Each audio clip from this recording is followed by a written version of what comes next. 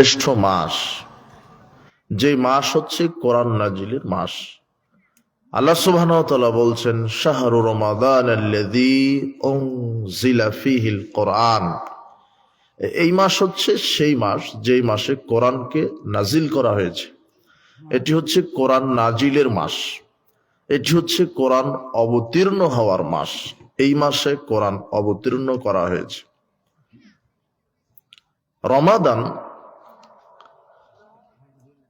আমাদের দেশে রমাদান মাসকে 3 ভাগে ভাগ করা হয়, যেটা ঠিক নয়। তার প্রথম 10 দিনকে ভাগ করা হয় রহমতের 10 দিন, দ্বিতীয় 10 দিনকে ভাগ করা হয় মাগফিরাতের 10 দিন, তৃতীয় 10 দিনকে ভাগ করা হয় নাজাতের 10 দিন, যেটা ঠিক হয়নি। কেন ঠিক হয়নি? রমাদানের প্রথম 10 দিন শুধু রহমত, এই কথা মিথ্যা কথা। আবু হুরায়রা রাদিয়াল্লাহু আনহু বলছেন, রাসূল সাল্লাল্লাহু আলাইহি ওয়াসাল্লাম বলেছেন, ইযা দাখালা রমাদান, যখন রমাদান মাস আসে, যখন রমাদান মাস শুরু হয়, ফুতিহাত আবওয়াবু রাহমা, পুরো রমাদান আল্লাহ রহমতের সব দরজা খুলে দিয়ে রাখেন। তাহলে কি শুধু 10 দিন হলো? হাদিস বুখারী মুসলিমের। তাহলে যারা ভাগ করেছে তারা ভুল করেছে। পুরো রমাদান রহমতের মাস। শুধু 10 দিন, মাঝের 10 দিন ক্ষমা, এরকম নয়। পুরো রমাদান আল্লাহ মানুষকে ক্ষমা করেন। রমাদান মাস যখন আসে, আকাশের দরজা খুলে রাখা হয়, তওবার দরজা খুলে রাখা হয়।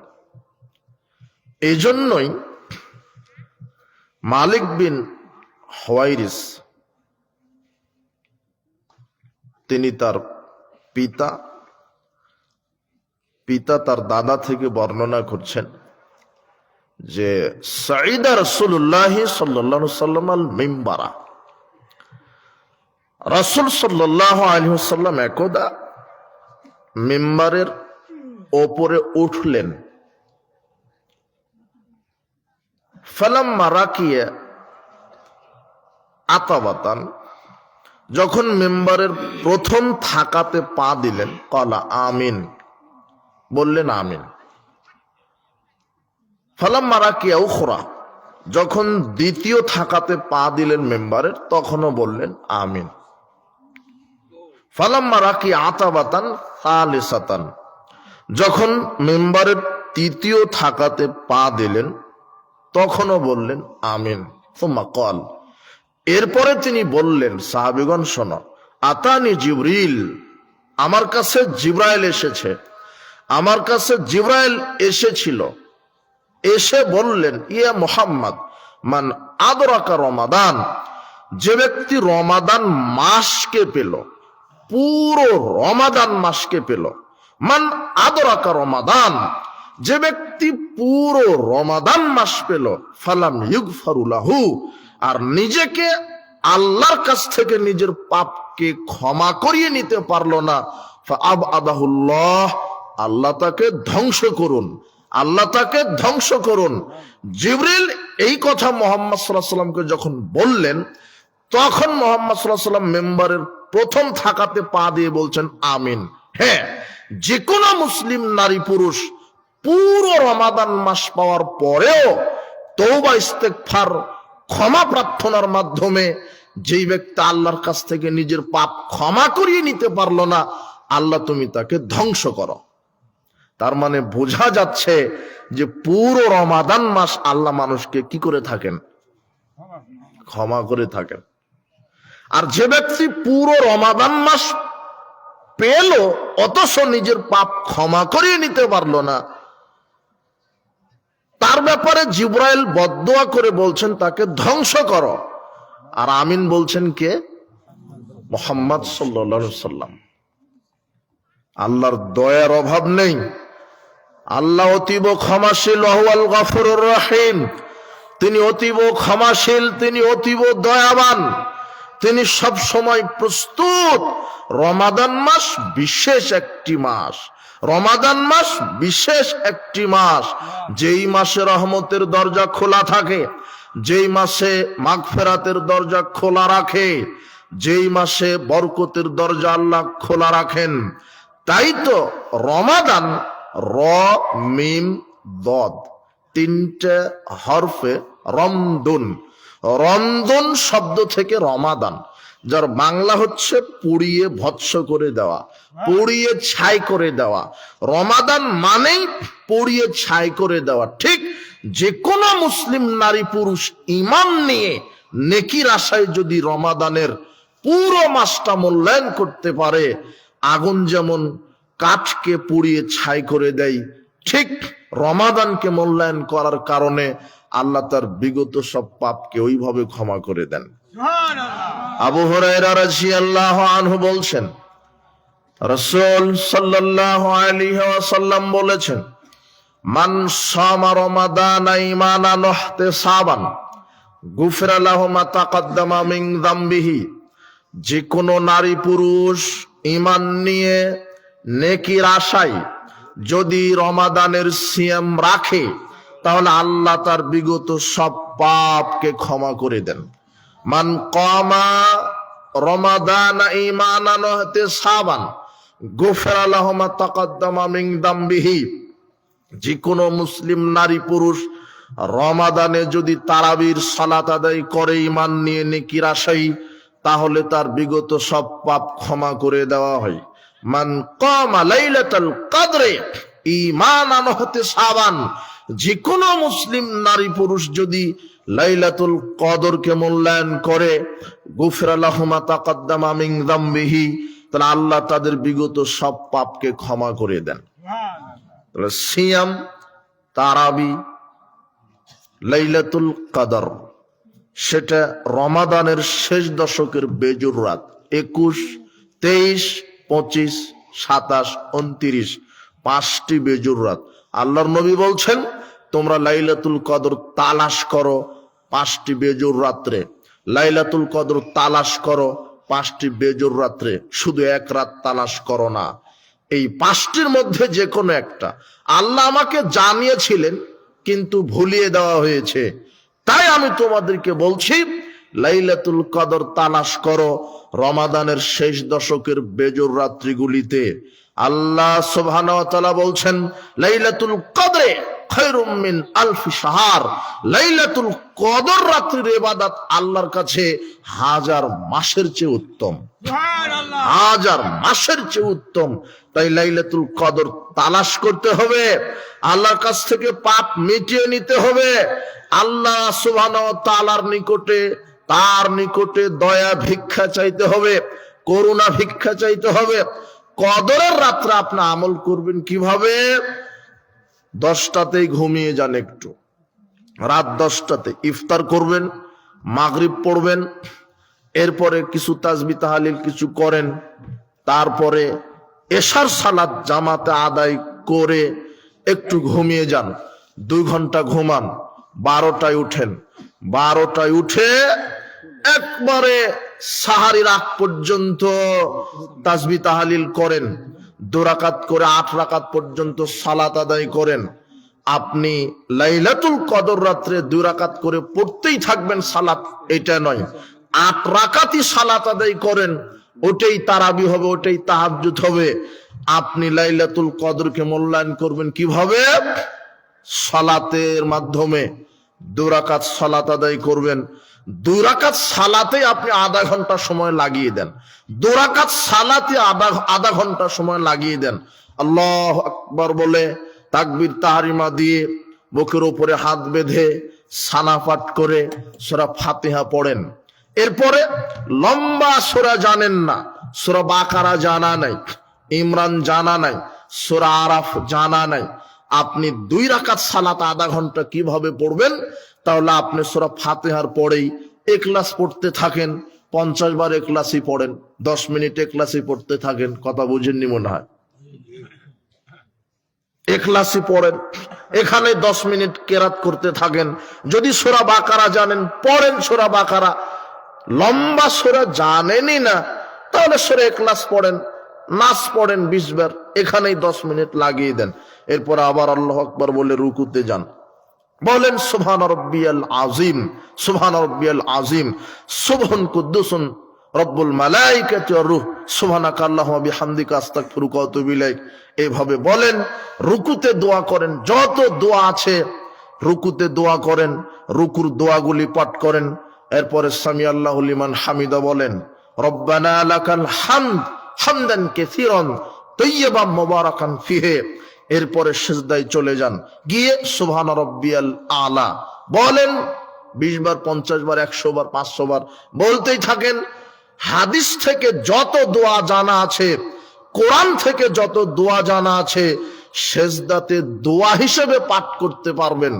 সেজদাতের কোরআন তেলাওয়াত করা নিষেধ, কিন্তু সেজদাতে আপনি দোয়া হিসেবে কোরআন হাদিস থেকে দোয়া পড়বেন।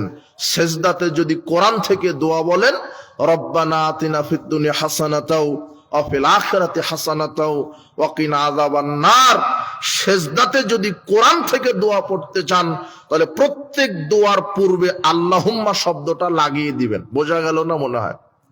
আল্লাহুম্মা রব্বানা আতিনা ফিদ দুনিয়া হাসানাতাও ওয়া ফিল আখিরাতি হাসানাতাও ওয়া কিনা আযাবান নার। আর হাদিস থেকে যত দোয়া জানেন, সাইয়্যিদুল ইস্তিগফার আপনি পাঠ করেন, তওবার দোয়া আপনি পাঠ করেন। আপনি যত খুশি সেজদাতেই 5 মিনিট ধরে থাকেন। এইভাবে 2 রাকাত সালাত যেন 15-20 আধা ঘন্টা লম্বা হয়। এইভাবে লাইলাতুল কদরকে মূল্যায়ন করতে হবে। বোঝা গেল কি? এইভাবে লাইলাতুল কদর 2 রাকাত সালাতেই আপনি লাগিয়ে দিবেন 20 মিনিট, আধা ঘন্টা, 10 মিনিট, তাহলে দেখবেন যে 8 রাকাত সালাত আদায় করতে করতে সাহারির সময় হয়ে গেছে। মাঝে মাঝে কোরআন পড়তে বসলেন, একটু দেখি এক পারা খতম দেওয়া যায় নাকি আধা ঘন্টায়, কোরআন খতম দেওয়া শুরু করলেন। আর সবচেয়ে ভালো সালাতের মাধ্যমে যারা কোরআনের উপরে দক্ষ, বাকারা সালাতের মধ্যেই পড়ে নেন, তাকবীর তাহরিমা দিয়ে সূরা ফাতিহা পাঠ করে সালাতের মধ্যেই কোরআন তেলাওয়াত করেন। 8 রাকাত সালাত আদায় করে আপনি লাইলাতুল কদরকে মূল্যায়ন করেন। বেশি বেশি তাসবিহ তাহলিল করেন, জিকির আজগার করেন। এইভাবে লাইলাতুল কদরকে মূল্যায়ন করেন। আর সেজদাতে গিয়ে আল্লাহর কাছে বেশি বেশি ক্ষমা চান। আর শেষ বৈঠকে যখন বসলেন, তখন আর হিসাব নেই। কোরআন হাদিস থেকে যত দোয়া জানা আছে, শুধু তাশাহুদ, দরুদ আর মাসুরা পড়ে সালাম ফিরাচ্ছেন কেন? এখানে বলেন রব্বির হামহুমা কামা রাব্বায়ানি সাগীরা, রব্বানা আতিনা ফিদ দুনিয়া হাসানাতাও ওয়া ফিল আখিরাতি হাসানাতাও ওয়া কিনা আযাবান নার। এইভাবে এখানেই দোয়া বলেন, 5-7 মিনিট ভরে দোয়া বলতেই থাকেন। দোয়া বলা যখন শেষ, তখন সালাম ফিরিয়ে দিবেন। এইভাবে যে কোনো সালাতকে মূল্যায়ন করেন। বিশেষ করে লাইলাতুল কদর 1000 বছর ইবাদত করলে যত নেকি হবে, লাইলাতুল কদরকে মূল্যায়ন করলে তার চাইতে বেশি নেকি হবে। এই জন্য আল্লাহর নবী বলছেন, ঈমান নিয়ে নেকির আশায় যারা লাইলাতুল কদরকে মূল্যায়ন করলো, আল্লাহ তাদের বিগত সব পাপ ক্ষমা করে দিবেন। এটাই হলো রমাদান। রমাদান মাসকে মূল্যায়ন করতে হবে। আবু হুরায়রা রাদিয়াল্লাহু আনহু বলেন, রাসূল সাল্লাল্লাহু আলাইহি ওয়াসাল্লাম বলেছেন, ইযা কানা আউয়ালু লাইলাতিন মিন শাহর রমাদান, যখন রমাদান মাসের প্রথম রাত্রিটা আসে, যখন রমাদান মাসের প্রথম রাত্রিটা আসে, সুফিদাতিশ শায়াতিন, শয়তানকে বন্দী করা হয়, ওমারাদাতুল জিন্নে, অবাধ্য যত জিন আছে সবাইকে শৃঙ্খলাবদ্ধ করা হয়। ফতিহাত আবওয়াবুল জান্নাহ, রমাদান আসার সাথে সাথে জান্নাতের 8টি দরজা খুলে দেওয়া হয়। লাম ইউগলাক মিনহা বাব, জান্নাতের দরজার বন্ধ করা হয় না। ওয়াগুল্লিকাত আবওয়াবুন নার, আর জাহান্নামের দরজা বন্ধ করে দেওয়া হয়। লাম ইফতা মিনহু বাব, আর জাহান্নামের দরজা খোলা হয় না। রমাদান আসার সাথে সাথেই অবাধ্য জিন শয়তানকে বন্দী করে দেওয়া হয়। রমাদান আসার সাথে সাথেই জান্নাতের 8টি দরজা খুলে দেওয়া হয়। রমাদান আসার সাথে সাথেই জাহান্নামের সব দরজা বন্ধ করা হয়। ইউনাদি মুনাদিন, একজন আহ্বায়ক থাকেন রমাদান মাসে। একজন আহ্বায়ক আহ্বান করেন, ইয়া বাগিয়াল খায়র, হে কল্যাণের অগ্রযাত্রী, আকবিল, অগ্রসর হোক, প্রতিযোগিতা করো, নেকির কাজে প্রতিযোগিতা করো, সৎ আমল বেশি বেশি করো রমাদানে, নেকির কাজে তওবা ইস্তেগফার, দান সদকা, কোরআন মাজিদ তেলাওয়াত, তোমরা নেকির কাজে প্রতিযোগিতা করো। ইয়া বাগিয়া শাররে আকসির, হে অকল্যাণের অগ্রযাত্রী থেমে যাও, পাপ কাজ করা থেকে থেমে যাও, পাপ কাজ করা থেকে থেমে যাও। রমাদান মাস এমন একটা মাস, রমাদান মাস এমন একটা মাস, কিসের শেষের 10 দিন আল্লাহ নাজাত দেন, ওটা মিথ্যা কথা। আল্লাহর নবী বলছেন ওয়ালিল্লাহি উতাকাউ মিনান নার যালিকা কুল্লা লাইলাতিন, রমাদানের 30টা রাত্রিতেই আল্লাহ বহু জাহান্নামী মানুষকে মুক্তি করে জান্নাতে প্রবেশ করান। এটা প্রত্যেক রাতেই ঘটে, শুধু রমাদানের শেষ 10 দিন নয়, প্রত্যেক রাত্রেই ঘটে। বহু মানুষকে জাহান্নাম থেকে মুক্তি দান করে জান্নাতে প্রবেশ করান, রমাদানের প্রত্যেক মাসেই ঘটে। এটাই হলো রমাদান। প্রতিপালক, আমরা যেন ঈমান নিয়ে নেকির আশায় এই রমাদানকে মূল্যায়ন করতে পারি, তুমি কবুল করো, আমিন। সিয়াম, রমাদান মাসের ফরজ ইবাদত। রমাদানকে আল্লাহ সুবহানাহু ওয়া তাআলা ফরজ হিসেবে রমাদানে যে আমলটা দিয়েছে তার নাম হচ্ছে সিয়াম। রমাদানের সিয়াম পালন করা ফরজ, রমাদান মাসে সিয়াম পালন করা ফরজ। আল্লাহ বলছেন ইয়া আইয়ুহাল্লাযিনা আমানু কুতিবা আলাইকুমুস সিয়াম, হে বিশ্বাসীগণ, আমি তোমাদের উপরে সিয়ামকে ফরজ করেছি, কামা কুতিবা আলাল্লাযিনা মিন ক্বাবলিকুম, যেভাবে তোমাদের বিগত যারা উম্মাহ এসেছিল তাদের উপরেও ফরজ ছিল, ওইভাবে আমি তোমাদের উপরেও সিয়াম ফরজ করেছি। রমাদানের সিয়াম রাখা ফরজ, বাকি 11 মাস যে নফল সিয়াম আছে, রাখলে নেকি আছে, প্রতিদান আছে, না রাখলে যে কাবিরা গুনাহগার হবেন, পাপী হবেন, এরকম নয়। নফল সিয়াম রাখলে প্রতিদান আছে, না রাখলে যে পাপ হবে, এরকম নয়। কিন্তু রমাদানের সিয়াম ফরজ, যে রমাদানের সিয়াম রাখবে না সে কাবিরা গুনাহগার হবে, তার থাকার জায়গা হবে জাহান্নাম। আল্লাহর নবী বলছেন, আমাকে জিবরাইল আর মিকাইল একটা বিশাল পাহাড়ের নিকটে নিয়ে গেলেন, পাহাড়ের নিকটে নিয়ে গিয়ে বলছেন, আপনি পাহাড়ে উঠেন তো। আল্লাহর নবী বলছেন, আমি তো এই পাহাড়ে উঠতে অক্ষম। তখন জিবরাইল আর মিকাইল দুইজন ফেরেশতা আল্লাহর নবীকে পাহাড়ের উপরে উঠাতে সহযোগিতা করলেন। উঠার সাথে সাথেই আল্লাহর নবী বলছেন, আমি প্রথম যে দৃশ্যটা দেখলাম, উঠার সাথে সাথেই আমি প্রথম যে দৃশ্যটা দেখলাম কি, কিছু মানুষকে 2 পাটা উপরের দিকে ঝুলিয়ে আর মুখমণ্ডল নিচের দিকে ভাবে ঝুলিয়ে রাখা হয়েছে, আর ফেরেশতা আগুনের কেচি দ্বারা ঠোঁট কেটে দিচ্ছে। কিছু মানুষদেরকে ঝুলিয়ে রাখা হয়েছে আর ফেরেশতা আগুনের কেচি দ্বারা ঠোঁট কেটে দিচ্ছে। তখন আমি জিজ্ঞাসা করলাম, আল্লাহর নবী বলছেন, আমি জিজ্ঞাসা করলাম, এই ব্যক্তিটার কি অপরাধ যে তার ঠোঁট আগুনের কেচি দ্বারা কেটে দেওয়া হচ্ছে? তখন আমাকে বলা হলো, এরা হলো ওই রকম মুসলমান যারা রমাদানে খেয়ে বেড়াতো, দিনে সিয়াম রাখতো না। যারা রমাদানের সিয়াম রাখে না, এটা হলো কবরের শাস্তি, তাদের ঠোঁট আগুনের কেচি দ্বারা কাটা হবে। কাদের ঠোঁট আগুনের কেচি দ্বারা কবরে কেটে দেওয়া হবে? যারা রমাদানের সিয়াম রাখে না। ভালো মানুষ খেয়ে বেড়াচ্ছে, আনন্দ ফুর্তি করে বেড়াচ্ছে। আশ্চর্য কথা, রমাদানের সিয়াম ফরজ, যারা এই সিয়াম রাখে না তারা কাবিরা গুনাহগার, পরিণাম জাহান্নাম। অস্বীকার করলে কাফের, কোনদিন জাহান্নাম থেকে বের হতে পারবে না। এরপরে আল্লাহর নবী বলছেন, সামনে একটু গেলাম, এই দৃশ্যটা দেখার পরে আমাকে সামনে নিয়ে যাওয়া হলো, দেখি কিছু মহিলাদের স্তনে সাপ দংশন করছে, দেখি কিছু মহিলাদের স্তনে সাপ দংশন করছে।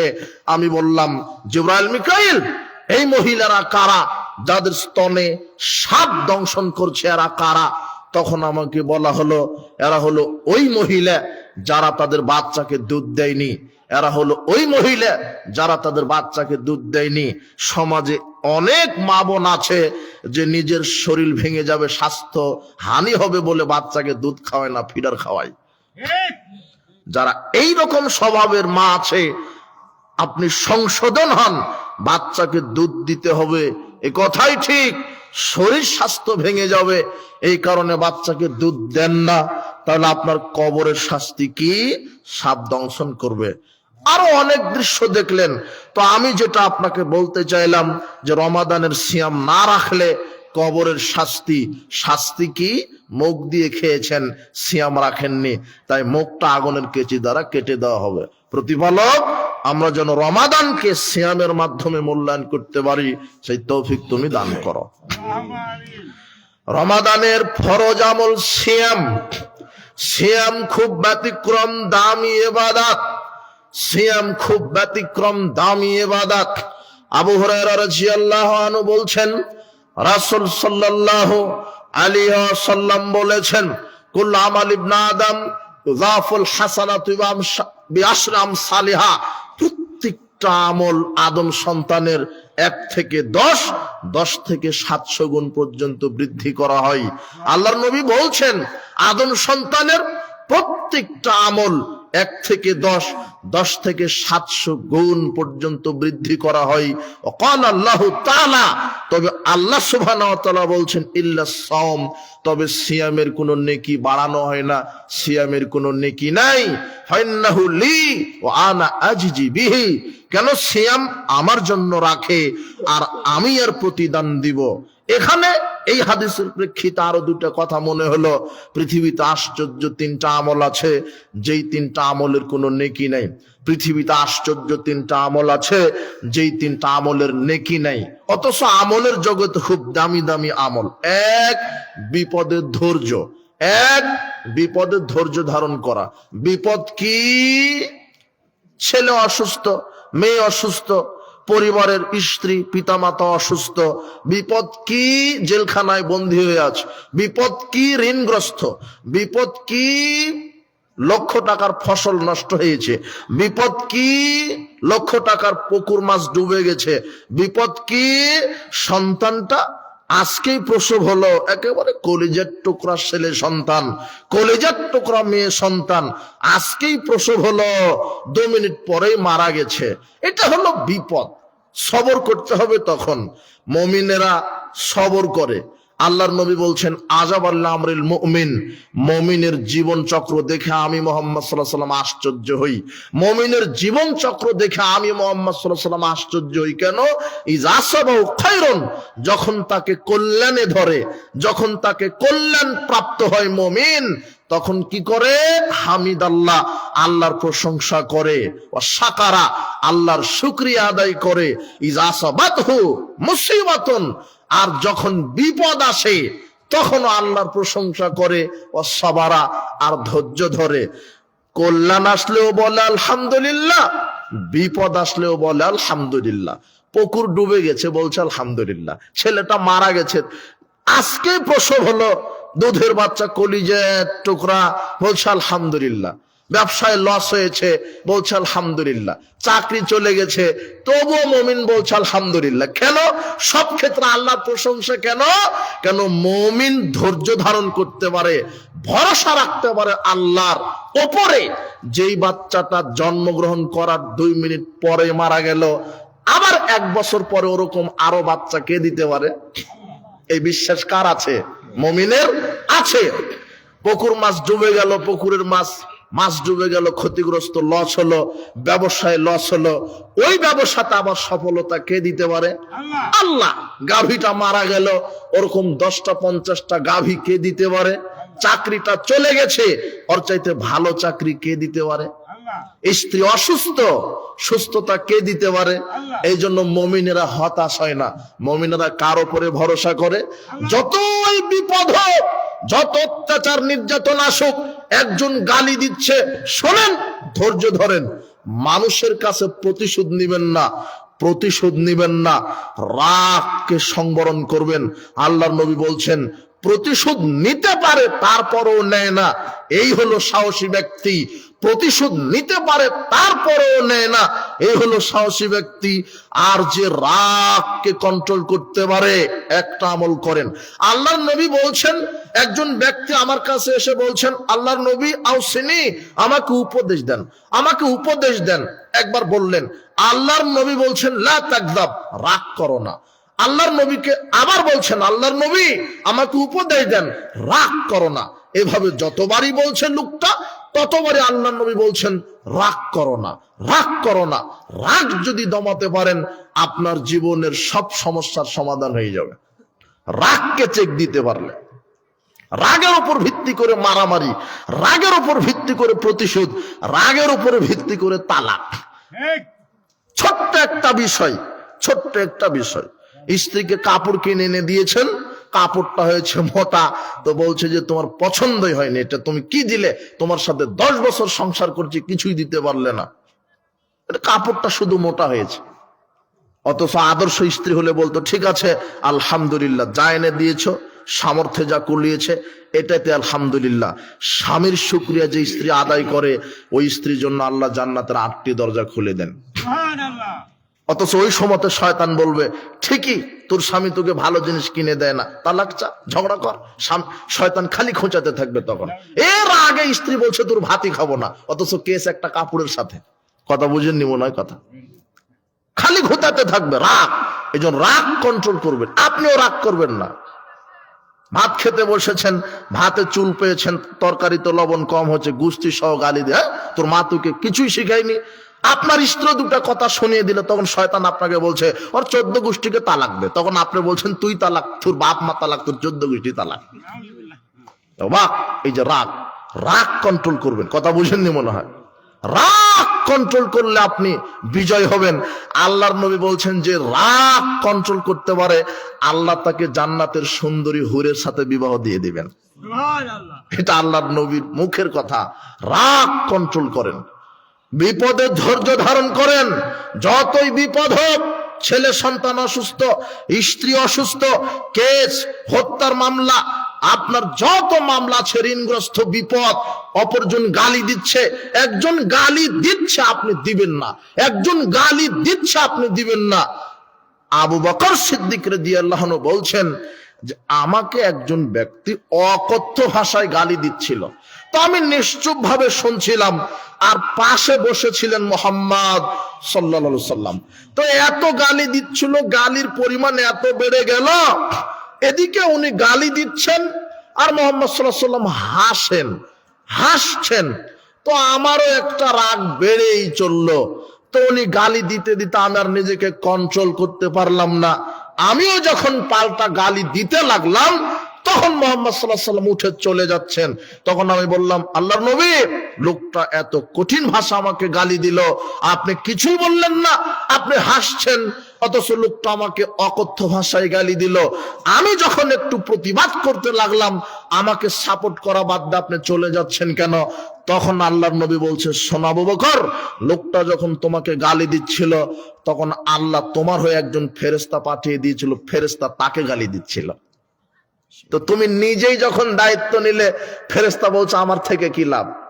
তখন আমি চিন্তা করলাম ফেরেশতাই চলে গেল, তখন আমি মুহাম্মাদের থেকে কি লাভ? আমিও গেলাম। কথা বুঝেননি মনে হয় কথা। আর আপনি মুখকে গালি না দিলেই পারেন না। আর আপনি যে থার্ড পারসন, তৃতীয় শ্রেণীর মানুষ, এই নির্বাচন করতে গিয়ে একে গালি ওকে গালি, একে গালি দিচ্ছেন ওকে গালি দিচ্ছেন, ওর উপরে মিথ্যা অপবাদ দিচ্ছেন। বিচার মাঠে জাহান্নামের জন্য আপনি রেডি থাকুন, আল্লাহ আপনাকে হেদায়েত দান করুন। আপনি তৃতীয় শ্রেণীর মানুষ। দেখেন না, এই গণতন্ত্র অভিশাপ, যে যখন মাঠ পাচ্ছে, মাইক পাচ্ছে, তখন অমুকের বিরুদ্ধে গীবত করছে। ভোট পেতে হবে, গীবত না করলে তো ভোট পাওয়া যাবে না। অমুককে গালি না দিলে তো আর নেতা হওয়া যাবে না। এই গণতন্ত্রের ভিত্তি মিথ্যা, এর ফাঁদে পা দিবেন না, পরকাল হারাবেন। এটা ইহুদি খ্রিস্টানের পক্ষ থেকে মুসলমানের জন্য অভিশাপ। এর পাশে থাকা যাবে না, এর সাথে থাকা যাবে না। আশ্চর্য কথা, আপনি মুসলিম, আপনি আরেকজনকে গালি দেন, অমুকের বদনাম করেন, মানে বিচার মাঠে গীবতের, গালির, এগুলির লোড সামলাতে পারবেন না। নেকির চাইতে পাপের ক্ষমতা বেশি, নেকির চাইতে পাপের ক্ষমতা বেশি। দেখাই আল্লাহর নবীকে বলছেন, আল্লাহর নবী অমুক মহিলা সম্পর্কে আমি জানি, অমুক মহিলা সম্পর্কে আমি জানি। কি? অমুক মহিলা খুব বেশি সালাত আদায় করে, খুব বেশি মানে 5 ওয়াক্ত তো করে, তাহাজ্জুদও পড়ে। এটা হলো খুব বেশি সালাত। কথা বুঝেননি মনে হয়।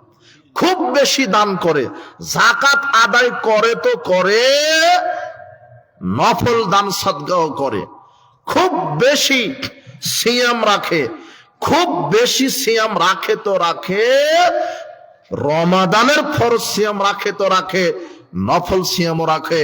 না হলে লোকটা বলতেন না আল্লাহর নবী, লোকটা খুব বেশি বেশি সালাত আদায় করে। লোক মানে মহিলা, মহিলাটি বেশি বেশি সালাত আদায় করে, মহিলা বেশি বেশি তাহাজ্জুদ পড়ে, মহিলা বেশি বেশি দান সদকা করে, অমুক মহিলা বেশি বেশি সিয়াম রাখে। তবে গারান্নাহা তুজি জিরানহা বিলিসানিহা, তবে মহিলাটার একটা স্বভাব আছে, একটা স্বভাব কি, এই জিহ্বা দ্বারা, এই মুখ দ্বারা প্রতিবেশীকে কষ্ট দেয়, গালি দেয়, গীবাত করে, অপবাদ দেয়, অভিশাপ দেয়। মহিলার একটা স্বভাব খারাপ, ইবাদত করে খুব বেশি বেশি, সব ইবাদত করে, কিন্তু একটা স্বভাব খারাপ, এই মুখের পাপ করে, গীবাত করে, প্রতিবেশীর সাথে ঝগড়া করে। আল্লাহর নবী বলছেন হিয়া ফিন্নার, মহিলার থাকার জায়গা জাহান্নাম। কোথায় থাকার জায়গা? তাহলে ওর সালাত সিয়াম হজ যাকাত সব একদিকে রাখেন, আর গীবতের পাপ একদিকে, ওদিকে সব নেকি এদিকে পাপ। তাহলে নেকির চাইতে কার ক্ষমতা বেশি হলো? পাপের। একটা পাপ, শুধু শুধু মুখের পাপ। ওদিকে সালাতের নেকি আছে, সিয়ামের নেকি আছে, যাকাতের নেকি আছে, সাধারণ দানের নেকি আছে। কেউ পারছে না গীবতের পাপের সাথে। কথা বুঝেননি মনে হয়। আর আপনি হাজী সাহেব আসর সালাত আদায় করে চায়ের দোকানে অমুক নেতার বদনাম করলেন, হজ এয়ারপোর্টেই যায়নি, কাবা ঘর বহুদূরের কথা। মানুষের গীবত করছেন কেন? এইভাবে ইহুদি খ্রিস্টানের নীতিকে মেনে নিয়ে আপনি এইভাবে দেশ দখলের, মানুষ আক্রমণের, হত্যা, গুম, দুর্নীতি, এর ফাঁদে পা দিচ্ছেন কেন? সাবধান, মানুষের উপরে, জাতির উপর আপনি বোঝা হবেন না। মানুষকে নির্যাতন করে, নিষ্পেষণ করে, মানুষের উপর অত্যাচারী হয়ে, জালেম হয়ে, স্বৈরাচারী হয়ে আপনি বেঁচে থাকার চেষ্টা করেন না। ফেরাউন টিকতে পারেনি, 400 বছর ক্ষমতায় ছিল, তারপরে ডুবে মরতে হয়েছে। আজ সামুদ টিকতে পারেনি। আজ সামুদ এত শক্তিশালী, আল্লাহ কোরআনে বলছেন মানাসাদ্দু মিন্না কুয়া। আজ সামুদ এত শক্তিশালী ছিল, তারা শক্তির বলে স্ফীত হয়ে অহংকারে, দাম্ভিকতায় বলেছিল আমরা আল্লাহর চেয়ে শক্তিশালী। মাত্র কয়েক সেকেন্ড সময়ে আকাশ থেকে একেবারে আগুন এসে একেবারে পুড়িয়ে বার্গার করে ফেলেছিল আজ সামুদ, যার অত্যাচার যত বেশি আল্লাহ তাকে সময় তত কম দিয়েছে। আজ সামুদের খুব অত্যাচার ছিল, কয়েক সেকেন্ড সময়। ফেরাউনের আর একটু কম অত্যাচার ছিল, তাই তার সময় পেয়েছে ওই 1 থেকে 1.5 মিনিট। মানে ডুবতে, পানি খেতে আর পটকা মাছ হতো যত দেরি, 1 থেকে 1.5 মিনিট। আর তোমার নেত্রী সময় দিয়েছিল 45 মিনিট। তুমি আবার ওই কাতারেই নেমেছ। তুমি আবার বলছো আর 16-17 বছর খেয়েছে, আমি খাবো না, তাই তুমি চাঁদাবাজি শুরু করে দিয়েছ। কাপুরুষ, আল্লাহ যদি তোমাকে ধরে 45 মিনিট কেন 45 সেকেন্ড সময় পাবা না, মনে রেখো। আল্লাহ এখনো আছে। চাঁদাবাজি ছাড়ো, দুর্নীতি ছাড়ো, স্বৈরাচার হয় না।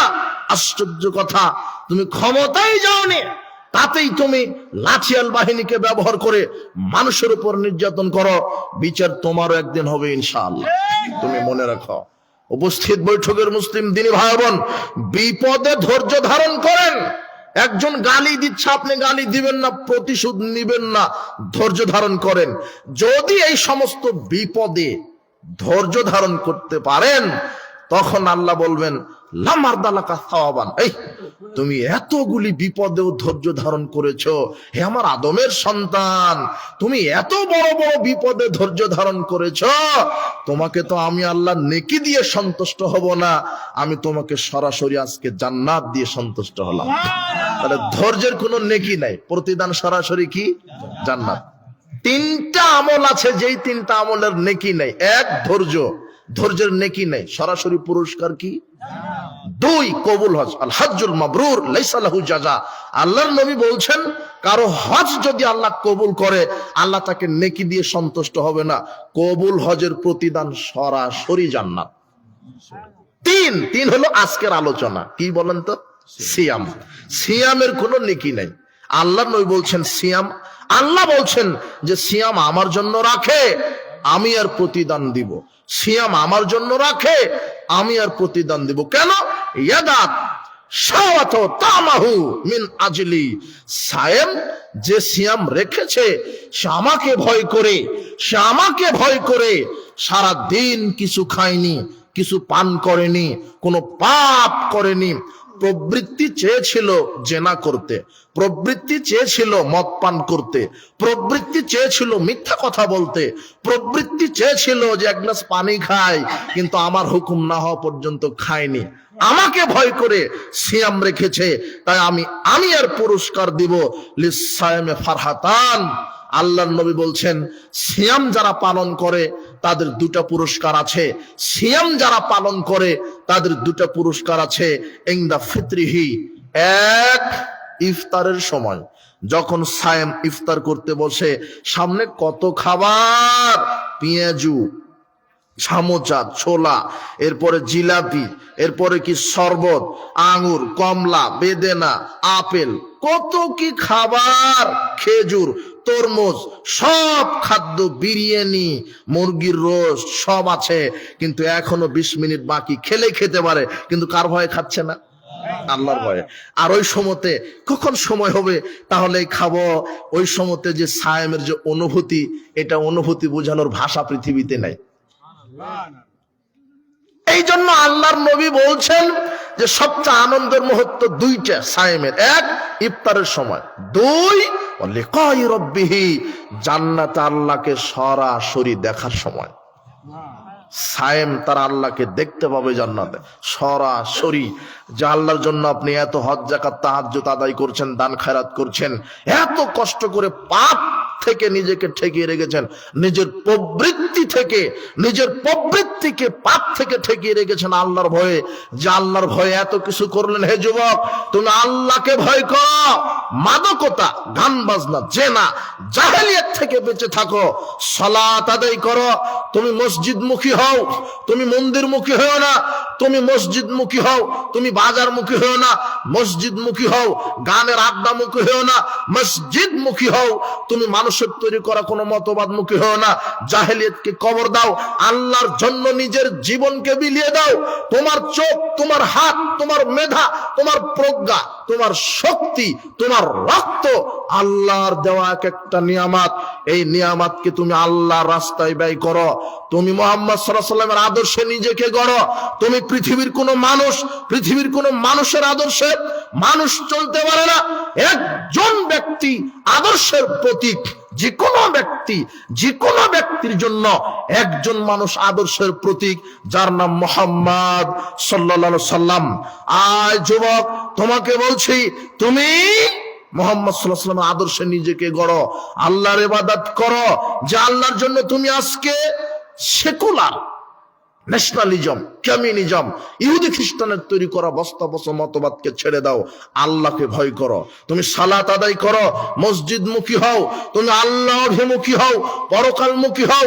তুমি যেই আল্লাহর জন্য এগুলি পাপের কাজ ছেড়ে দিয়ে আল্লাহর ইবাদত করবে, আজকে তুমি আল্লাহকে দেখতে পাচ্ছ না, কিন্তু জান্নাতে আল্লাহ তোমার সাথে সরাসরি আল্লাহ সাক্ষাৎ করবে। সুবহানাল্লাহ। তোমাকে সাক্ষাৎ করা লাগবে না, তোমার সাথে কে সাক্ষাৎ করবে? হাদিসে এইভাবে এসেছে, আল্লাহ বিচার জান্নাতে জান্নাতীদেরকে বলবেন, হেই তোমাদের কি আর কিছু লাগবে? তখন জান্নাতীরা বলবে, আল্লাহ আলাম তুবাইয়িজ বুজুহানা, আপনি তো আমাদের মুখমণ্ডল উজ্জ্বল করে দিয়েছেন, আপনি তো আমাদেরকে জান্নাত দিয়েছেন, আপনি তো আমাদেরকে জাহান্নাম থেকে মুক্ত করেছেন, আর কি চাইবো? তখন আল্লাহ বলবেন, না ওলা দেইনা মাজিদ, আমার কাছে আরো বেশি আছে, আমার কাছে আরো বেশি আছে। ফায়ারফুল হিজাব, তখন আল্লাহ নিজের সামনে থেকে আল্লাহর পর্দা সরিয়ে ফেলবেন, তখন জান্নাতীরা সরাসরি আল্লাহকে সশরীরে দেখতে পাবে। কথা বুঝনি? আল্লাহ সাক্ষাৎ দিবেন। তাহলে সেই আল্লাহর ইবাদত করো, জাহেলিয়াতকে কবর দাও, জাহেলিয়াতকে কবর দাও, ইসলামের আদর্শ, ইসলামের ছায়া তলে থাকো। উপস্থিত বৈঠকের মুসলিম দিনী ভাই বোন, বলছিলাম সিয়াম সম্পর্কে আল্লাহর নবী বলছেন, যারা সায়েম তাদের জন্য দুটা পুরস্কার, এক ইফতারের সময়, দুই নম্বর কি, আল্লাহকে জান্নাতে সরাসরি সাক্ষাতের সময়।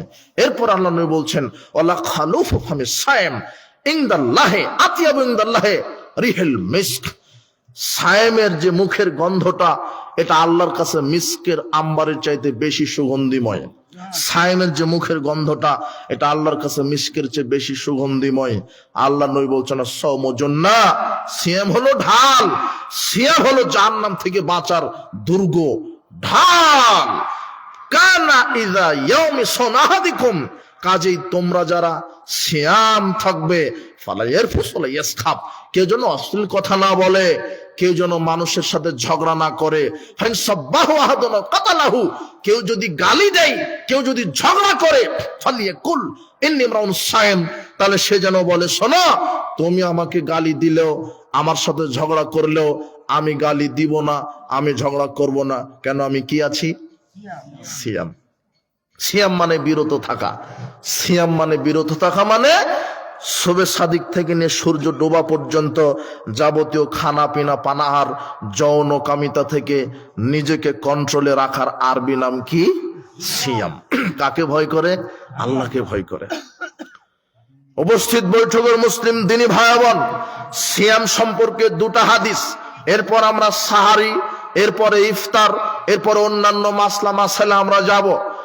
এক, আল্লাহ সুবহানাহু ওয়া তাআলার নবী মুহাম্মদ সাল্লাল্লাহু আলাইহি সাল্লাম বলছেন, আব্দুল্লাহ ইবনে আমর রাদিয়াল্লাহু আনহু বলছেন, রাসূল সাল্লাল্লাহু আলাইহি ওয়াসাল্লাম বলেছেন, কি বললেন? আসিয়ামুল কোরআন ইয়াশফাআন লিল আবদে, সিয়াম আর কোরআন বিচারের মাঠে বান্দাদের জন্য সুপারিশ করবে।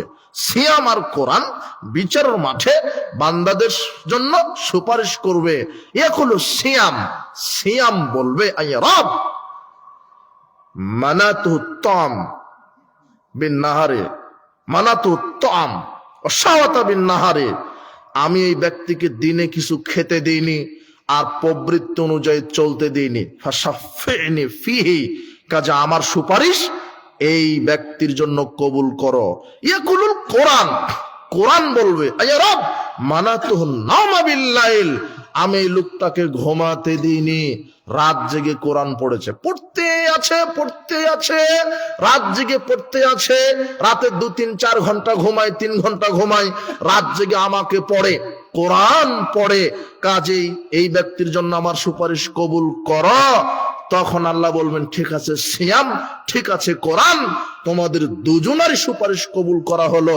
যারা সিয়াম রেখেছে, যারা নিয়মিত কোরআন তেলাওয়াত করেছে, আমি তাদেরকে তোমাদের সুপারিশ কবুল করে তাদেরকে জান্নাতে প্রবেশ করালাম। তাহলে সিয়াম বিচার মাঠে কথা বলবে, বিচার মাঠে 4টা জিনিস কথা বলবে, বিশেষ 4টা জিনিস আপনার পক্ষে সুপারিশ করবে। এক, হাজরা আসওয়াদ, যারা হজ করতে গিয়ে হাজরা আসওয়াদকে চুমা দিয়েছেন বা ইশারা করেছেন, হাজরা আসওয়াদকে বিচার মাঠে এমন অবস্থায় উঠাবেন, যার 2টা চোখ থাকবে, চোখ দিয়ে হাজিদেরকে দেখবে, যার মুখ থাকবে, মুখ দিয়ে কথা বলবে, আল্লাহকে বলবে, আল্লাহ ওই যে হাজি সাহেব, ও আমাকে চুমা দিয়েছিল, ও আমাকে ইশারা করে চুমা দিয়েছিল, কাজে ওর হজ কবুল হয়েছে, ওকে ক্ষমা করেন। হাজরা আসওয়াদের সুপারিশ কবুল করে হাজি সাহেবকে জান্নাত দিয়ে দিবেন। 2, হাতের আঙ্গুল, আল্লাহর নবী বলছেন ডান হাতের আঙ্গুলের তাসবিহ পাঠ করো, ডান হাতের আঙ্গুলের তাসবিহ পাঠ করো। তসবিহ দানাতে তসবিহ পাঠ করা বিদআত, তসবিহ দানাতে তসবিহ পাঠ করা বিদআত। এখন আবার বলা হচ্ছে যে শিরক। কেন শিরক? ওই যে মুরব্বী সাহেব, হাজী সাহেব, ওই মাছ বাজারেও মাছ কিনতে গিয়ে তসবিহ টিপছে, মানে মানুষকে দেখানো আমল। ও মনে করছে যে মানুষ জানুক যে আমি বড় তাসবিহ পাঠ করি। অন্তরে যদি লোক দেখানো আমল থাকে, লোক দেখানো আমল হলো শিরক, ছোট শিরক। লোক দেখানো আমল কি? ছোট শিরক। তসবিহ দানাতে তসবিহ পাঠ করা বিদআত। কেন? আল্লাহর নবী নিজে করেননি, করতে বলেননি। আল্লাহর নবী যা করেননি ইবাদত আকারে, সেটা করা হলো বিদআত। আল্লাহর নবী কি বলেছেন? তোমরা ডান হাতের আঙ্গুলের তাসবিহ পাঠ করো। আল্লাহ বিচার মাঠে আঙ্গুলকে জিজ্ঞাসা করবেন, আঙ্গুল টপ টপ করে কথা বলে বলবে, লোকটা আমাকে দিয়ে তাসবিহ পাঠ করেছে। তখন আল্লাহ ব্যক্তিকে জান্নাতে দিয়ে দিবেন। 4টা জিনিস আপনার পক্ষে সুপারিশ করবে। 1, হাজরা আসওয়াদ। 2, হাতের আঙ্গুল। 3 নম্বর কি? সিয়াম। 4, কোরআন। তার আজকের আলোচনা সিয়াম। আজকের আলোচনা রমাদানে কোরআন নাজিলের মাস কোরআন তেলাওয়াত। যারা কোরআন তেলাওয়াত জানেন না, জরুরি ভাবে তাদেরকে শিখে নিতে হবে। আল্লাহ তুমি কবুল করো, আমিন। বলছিলাম সিয়াম সুপারিশ করবে, কথা বলবে, কোরআন সুপারিশ করবে, কথা বলবে। এই জন্য কোরআন তেলাওয়াত করবেন। প্রতি বছর প্রতিদিন ঘুমানোর পূর্বে কোরআন তেলাওয়াত করবেন, ফজরের সালাতের পরে কোরআন তেলাওয়াত করবেন। হিয়াল মানিয়াত হিয়াল মুনজিয়াত তুনজিহি মিন আযাবিল কবর। আল্লাহর নবী বলছেন সূরা মুলক যে ব্যক্তি তেলাওয়াত করবে আল্লাহ তাকে কবরের শাস্তি থেকে বাঁচিয়ে দিবেন, কবরের শাস্তি থেকে বাধা দিবে। সূরা মুলক বাধা দানকারী সূরা, সূরা মুলক। ইন্না ফিল কোরআনে, আল্লাহর নবী বলছেন নিশ্চয় কোরআনে, ইন্না সূরাতুম মিনাল কোরআন, কোরআনে একটা সূরা আছে, ইয়াশফা'আন লিল আবদে, যেই সূরাটা বান্দার জন্য সুপারিশ করবে। 30 আয়াত বিশিষ্ট সূরা, সেটা হলো সূরা মুলক। সূরা মুলক যদি তেলাওয়াত পাঠ করা থাকে বিচার মাঠে, সূরা মুলক সুপারিশ করে আপনাকে জান্নাতে নিয়ে যাবে। আল্লাহর নবী বলছেন যারা অলস তারা সূরা বাকারা, সূরা ইমরান পড়ে না। যারা অলস তারা সূরা বাকারা, সূরা আলে ইমরান পড়ে না। বিচারের মাঠে সূরা বাকারা আর সূরা আলে ইমরান আল্লাহর সাথে ঝগড়া করবে। কার সাথে? আল্লাহর সাথে। আল্লাহ বলবে যে লোকটাকে জাহান্নামে দিব। বাকারা আর আলে ইমরান বলবে যে না, লোকটা আমাদেরকে তেলাওয়াত করেছে। এক পর্যায়ে সূরা বাকারা আর সূরা আলে ইমরানের সুপারিশ কবুল করে লোকটাকে জান্নাত দিয়ে দিবেন। এই জন্য বেশি বেশি কোরআন তেলাওয়াত করবেন। আল্লাহর নবী বলছেন যে ব্যক্তি 10 বার সূরা ইখলাস পাঠ করলো শুরু থেকে শেষ পর্যন্ত, যে ব্যক্তি 10 বার সূরা ইখলাস পাঠ করলো শুরু থেকে শেষ পর্যন্ত, আল্লাহ তার জন্য জান্নাতে দামি টকটকে স্বচ্ছ জান্নাতে ঘর নির্মাণ করে দিবেন। একবার সূরা ইখলাস পাঠ করলে 10 পারা কোরআন মাজিদ খতমের নেকি, 3 বার পড়লে 30 পারা কোরআন মাজিদ খতমের নেকি। রমাদান কেন, 12 মাস প্রতিদিন কোরআন তেলাওয়াত করেন, কোরআন বিচারের মাঠে সুপারিশ করবে, সিয়াম বিচারের মাঠে সুপারিশ করবে।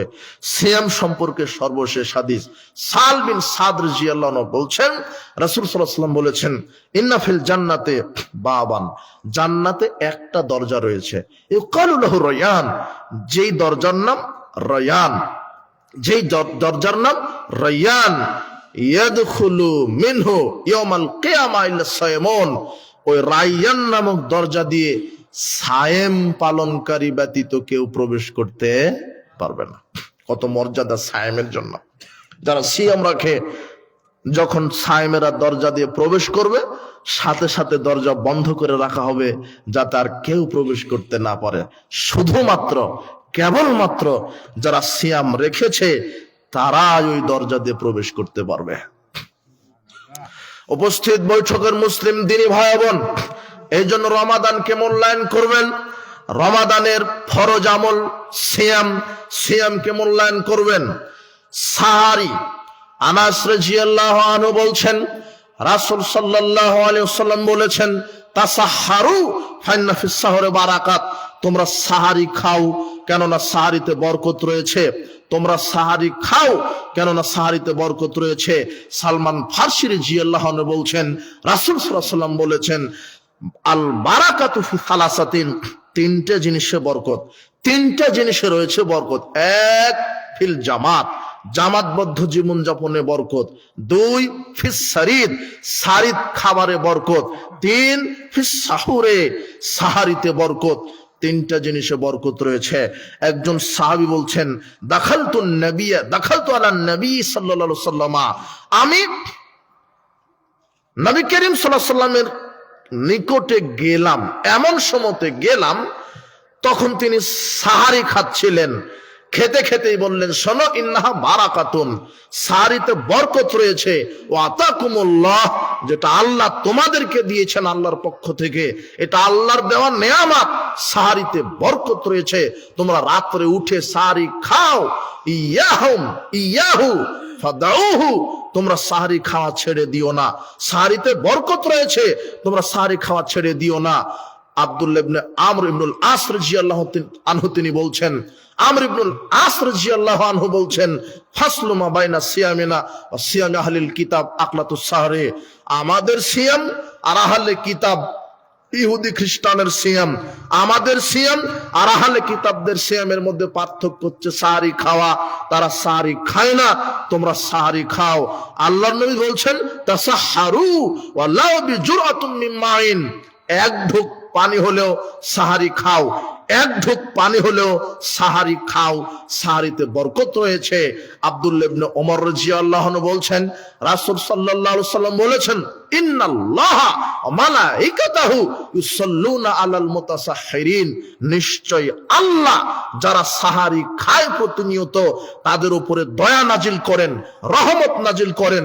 আর যারা প্রতিদিন সাহারি খায় ফেরেশতারা তাদের জন্য আল্লাহর কাছে ক্ষমা প্রার্থনা করেন। তাহলে সাহারি একটা গুরুত্বপূর্ণ সুন্নাত। এখন কথার কথা, সাহারি ঘুমিয়েছিলেন, শুবে সাদিক হয়ে গেছে, সাহারি খেতে পারেননি। অনেকের আকীদা বিশ্বাস যে সাহারি খেতে পারেনি তাই সিয়াম রাখিনি, মানে ওর বিশ্বাস সাহারি না খেলে নাকি সিয়াম হয় না। জি না, কথার কথা ঘুমিয়েছিলেন, শুবে সাদিক হয়ে গেছে, ফজরের আজান হয়ে গেছে, তো আপনি সাহারি খেতে পারেননি, আপনি সালাত আদায় করেন, ওই সময়তে ঘুম থেকে উঠে সিয়ামের নিয়ত করেন, সালাত আদায় করেন, সাহারি খেতে না পারলেও সিয়াম পরিপূর্ণ হয়ে যাবে। কথা বুঝেছেন? সাহারি খাওয়া জরুরি কিছু নয়, ফরজ ওয়াজিব কিছু নয়। রাসূল সাল্লাল্লাহু আলাইহি ওয়াসাল্লাম বলেছেন, তোমরা সাহারি খাও, এতে বারাকা রয়েছে। যদি সাহারি খেতেই না পারেন, ঘুমের কারণে বা বিভিন্ন কারণে, বা এমনিতেই খেলেন না, পেটের সমস্যা, তা আপনি মনে করেন না যে সাহারি না খেলে সিয়াম হবে না। কথা বুঝেননি মনে হয় আমার। সাহারি খেয়েছেন, সাহারি খাওয়ার পরে দেখছেন কি, সাহারি খাওয়ার পরে দেখছেন যে এখনো শুবে সাদিক হতে, আজান হতে 1-1.5 ঘন্টা বাকি আছে। দেখুন কি করবেন, মনে করেন তাহলে ঘুমাই একটু। ঘুমিয়েছেন, ঘুমের মধ্যেই স্বপ্ন তোষ হয়ে গেছে, অথবা ঘুমের ভিতরেই স্বামী স্ত্রী ঘুমিয়েছিলেন, স্ত্রী মিলন করে ফেলেছেন, হতে পারে না? বুঝেন আমার কথা, বুঝেন? সাহারি খেয়েছেন, খাওয়ার পরে স্ত্রী মিলন করেছেন, কিন্তু শুবে সাদিক হতে এখনো কত বাকি? আধা ঘন্টা, 1 ঘন্টা, 1.5 ঘন্টা। আপনি মনে করেছেন এই 1.5 ঘন্টা আজানই হয়নি, তাহলে কি করব, সাহারি আগে খেয়ে নিলাম, একটু ঘুমায়। বা ঘুমাতে গিয়ে স্ত্রীর সাথে কথা বলতে একটু কাম ভাব জেগেছে, স্ত্রী মিলন করলেন, আপনি মনে করছেন যে তাহলে কি সিয়াম হবে না? সাহারি খাওয়ার পরে শুবে সাদিকের আগ পর্যন্ত আপনি স্ত্রী মিলন করতে পারেন, স্ত্রী মিলন করেন, এরপরে শুবে সাদিকের পূর্বে গোসল দেন, দিয়ে ফজরের সালাত আদায় করেন, সিয়াম পরিপূর্ণ হয়ে যাবে, সিয়ামের কোনো ক্ষতি হবে না। কথা বুঝেননি মনে হয় কথা।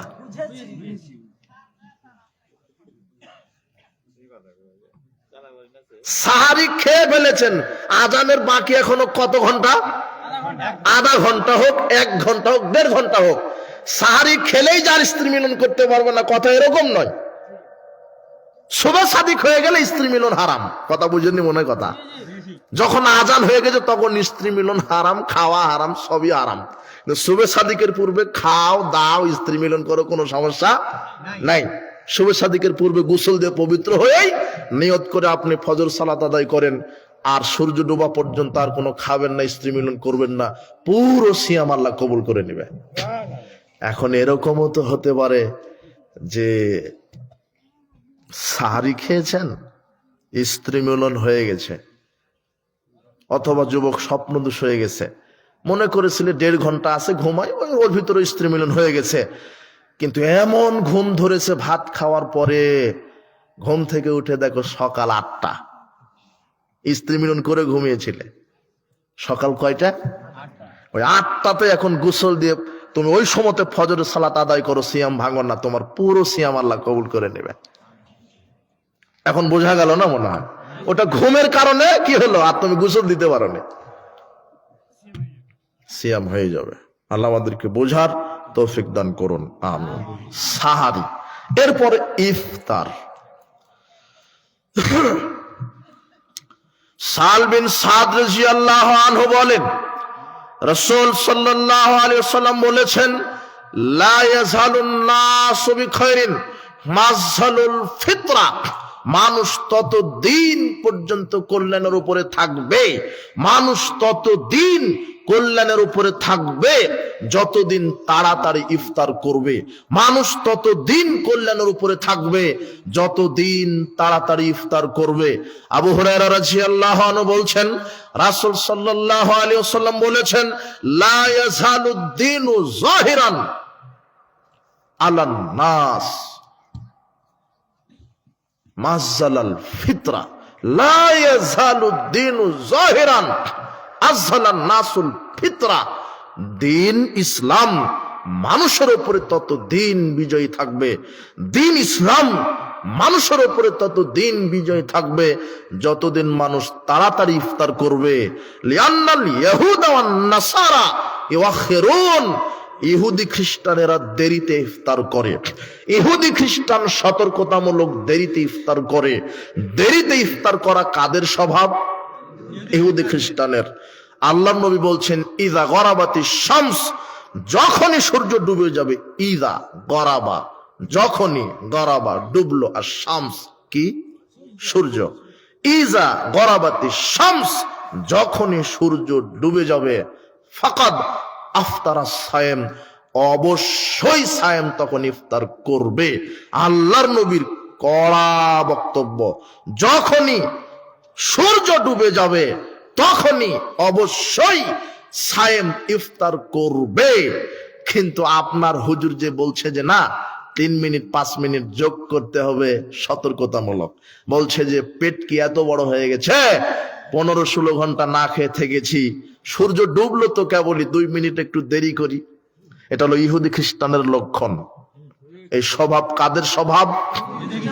তোমার হুজুর দেখবে রমাদানে লিফলেট ছেড়ে দিবে, মনে করবো যে হুজুরের প্রত্যেক সম্পত্তি ইসলাম, ইচ্ছা মতো করে ইফতারের লিফলেট তৈরি করেছে। বলছেন সূর্য ডুববে 6টা 40 আর ইফতারের সময় 6টা 43, ওর বাপের ধর্ম।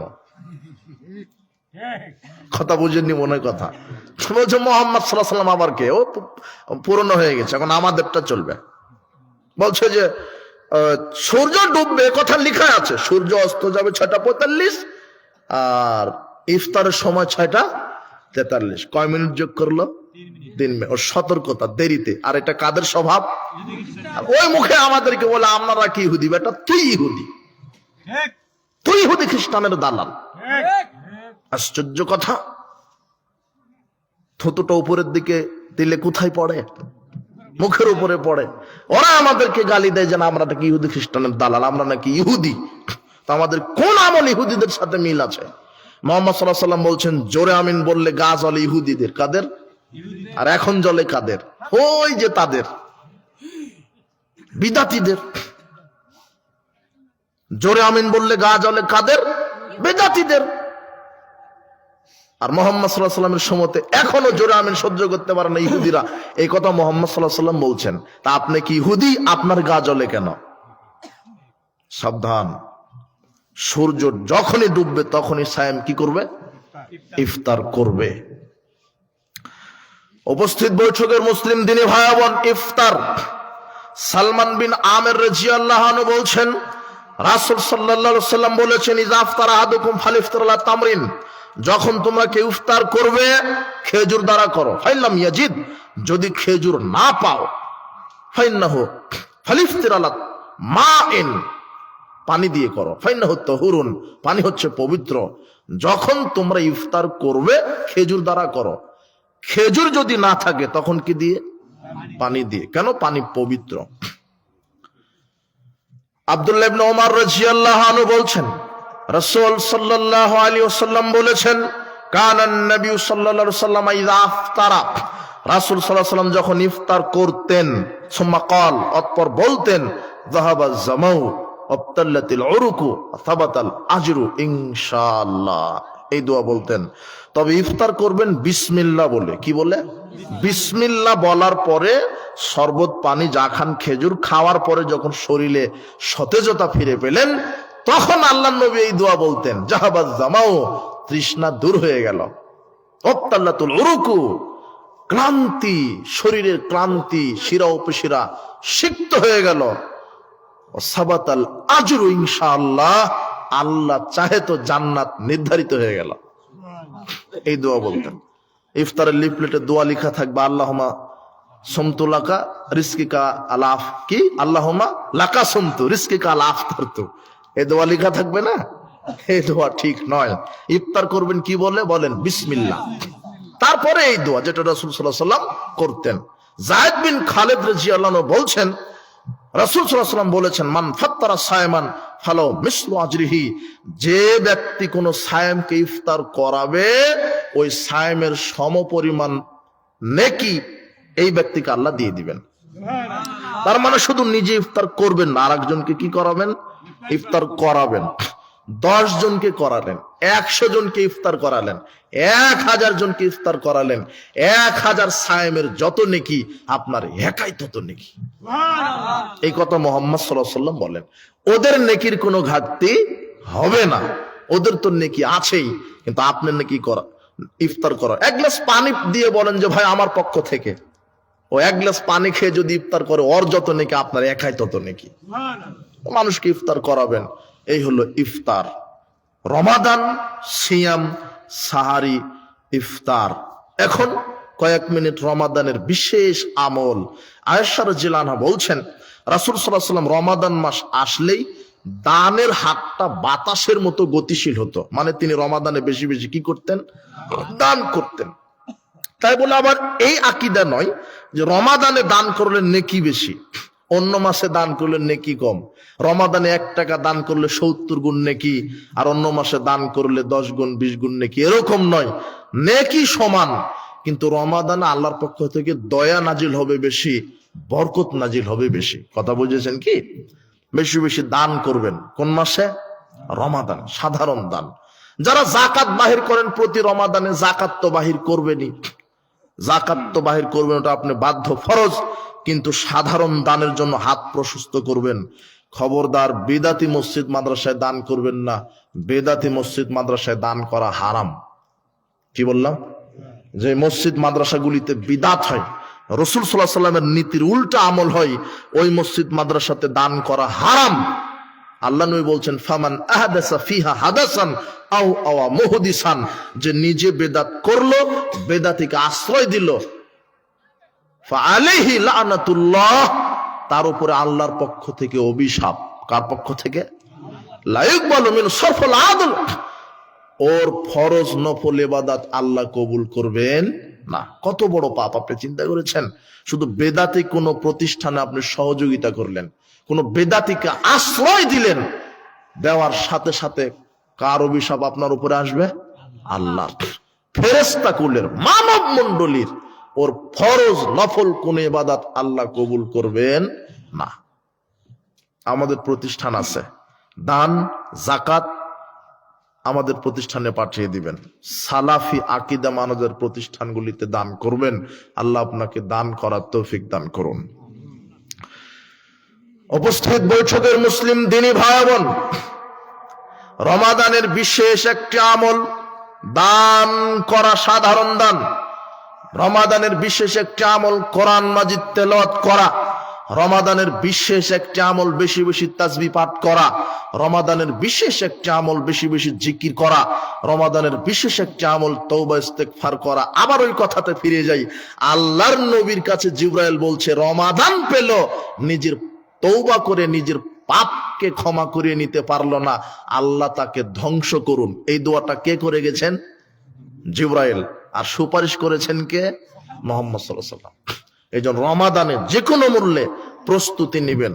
অনেক কপাল পোড়া মুসলমান আছে রমাদানের প্রস্তুতি নেই। কি জানেন?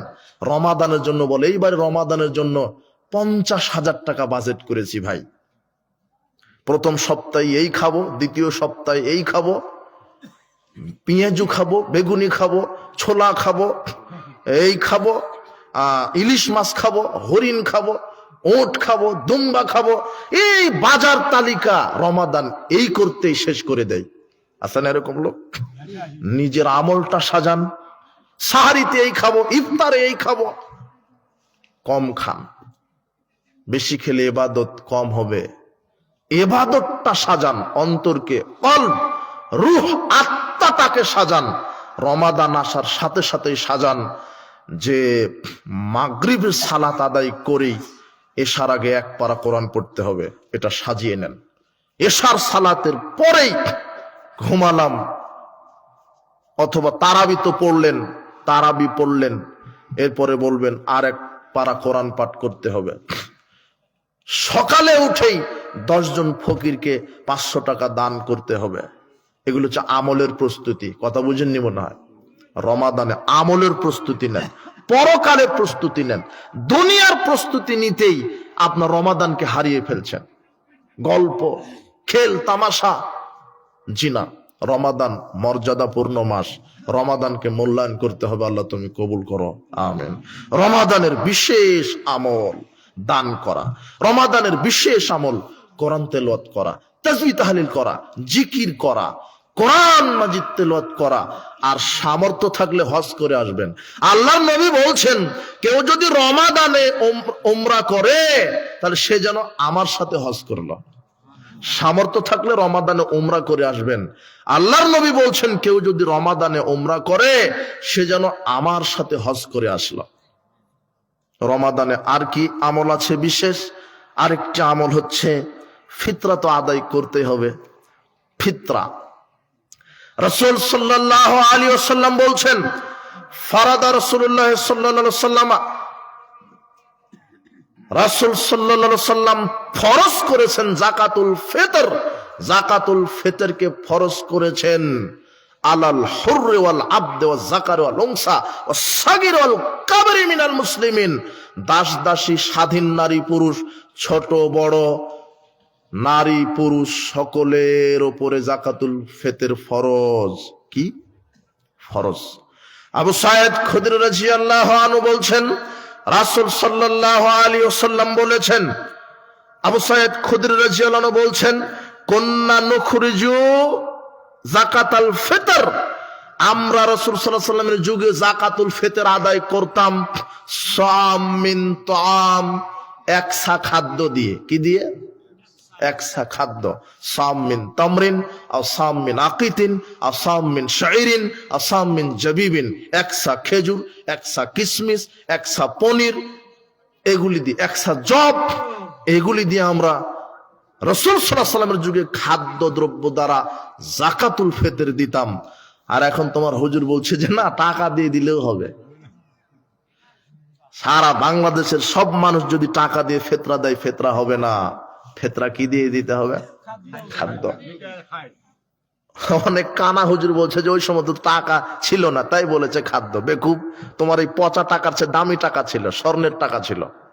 মুহাম্মদ সাল্লাল্লাহু আলাইহি ওয়াসাল্লাম বলতে পারতেন যে টাকা দিয়ে ফিতরা দাও, তিনি বলেননি কিয়ামত পর্যন্ত টাকা দিয়ে ফিতরা দিলে হবে না, হুজুর যত বড়ই হোক। কথা বুঝেননি মনে হয়? আল্লাহর নবী বলছেন কি দিয়ে ফিতরা দাও? খাদ্য দিয়ে।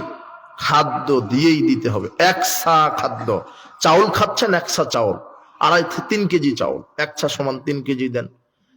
আপনার খাদ্য যদি খেজুর হয়, খেজুর দেন। গম হয়, গম দেন।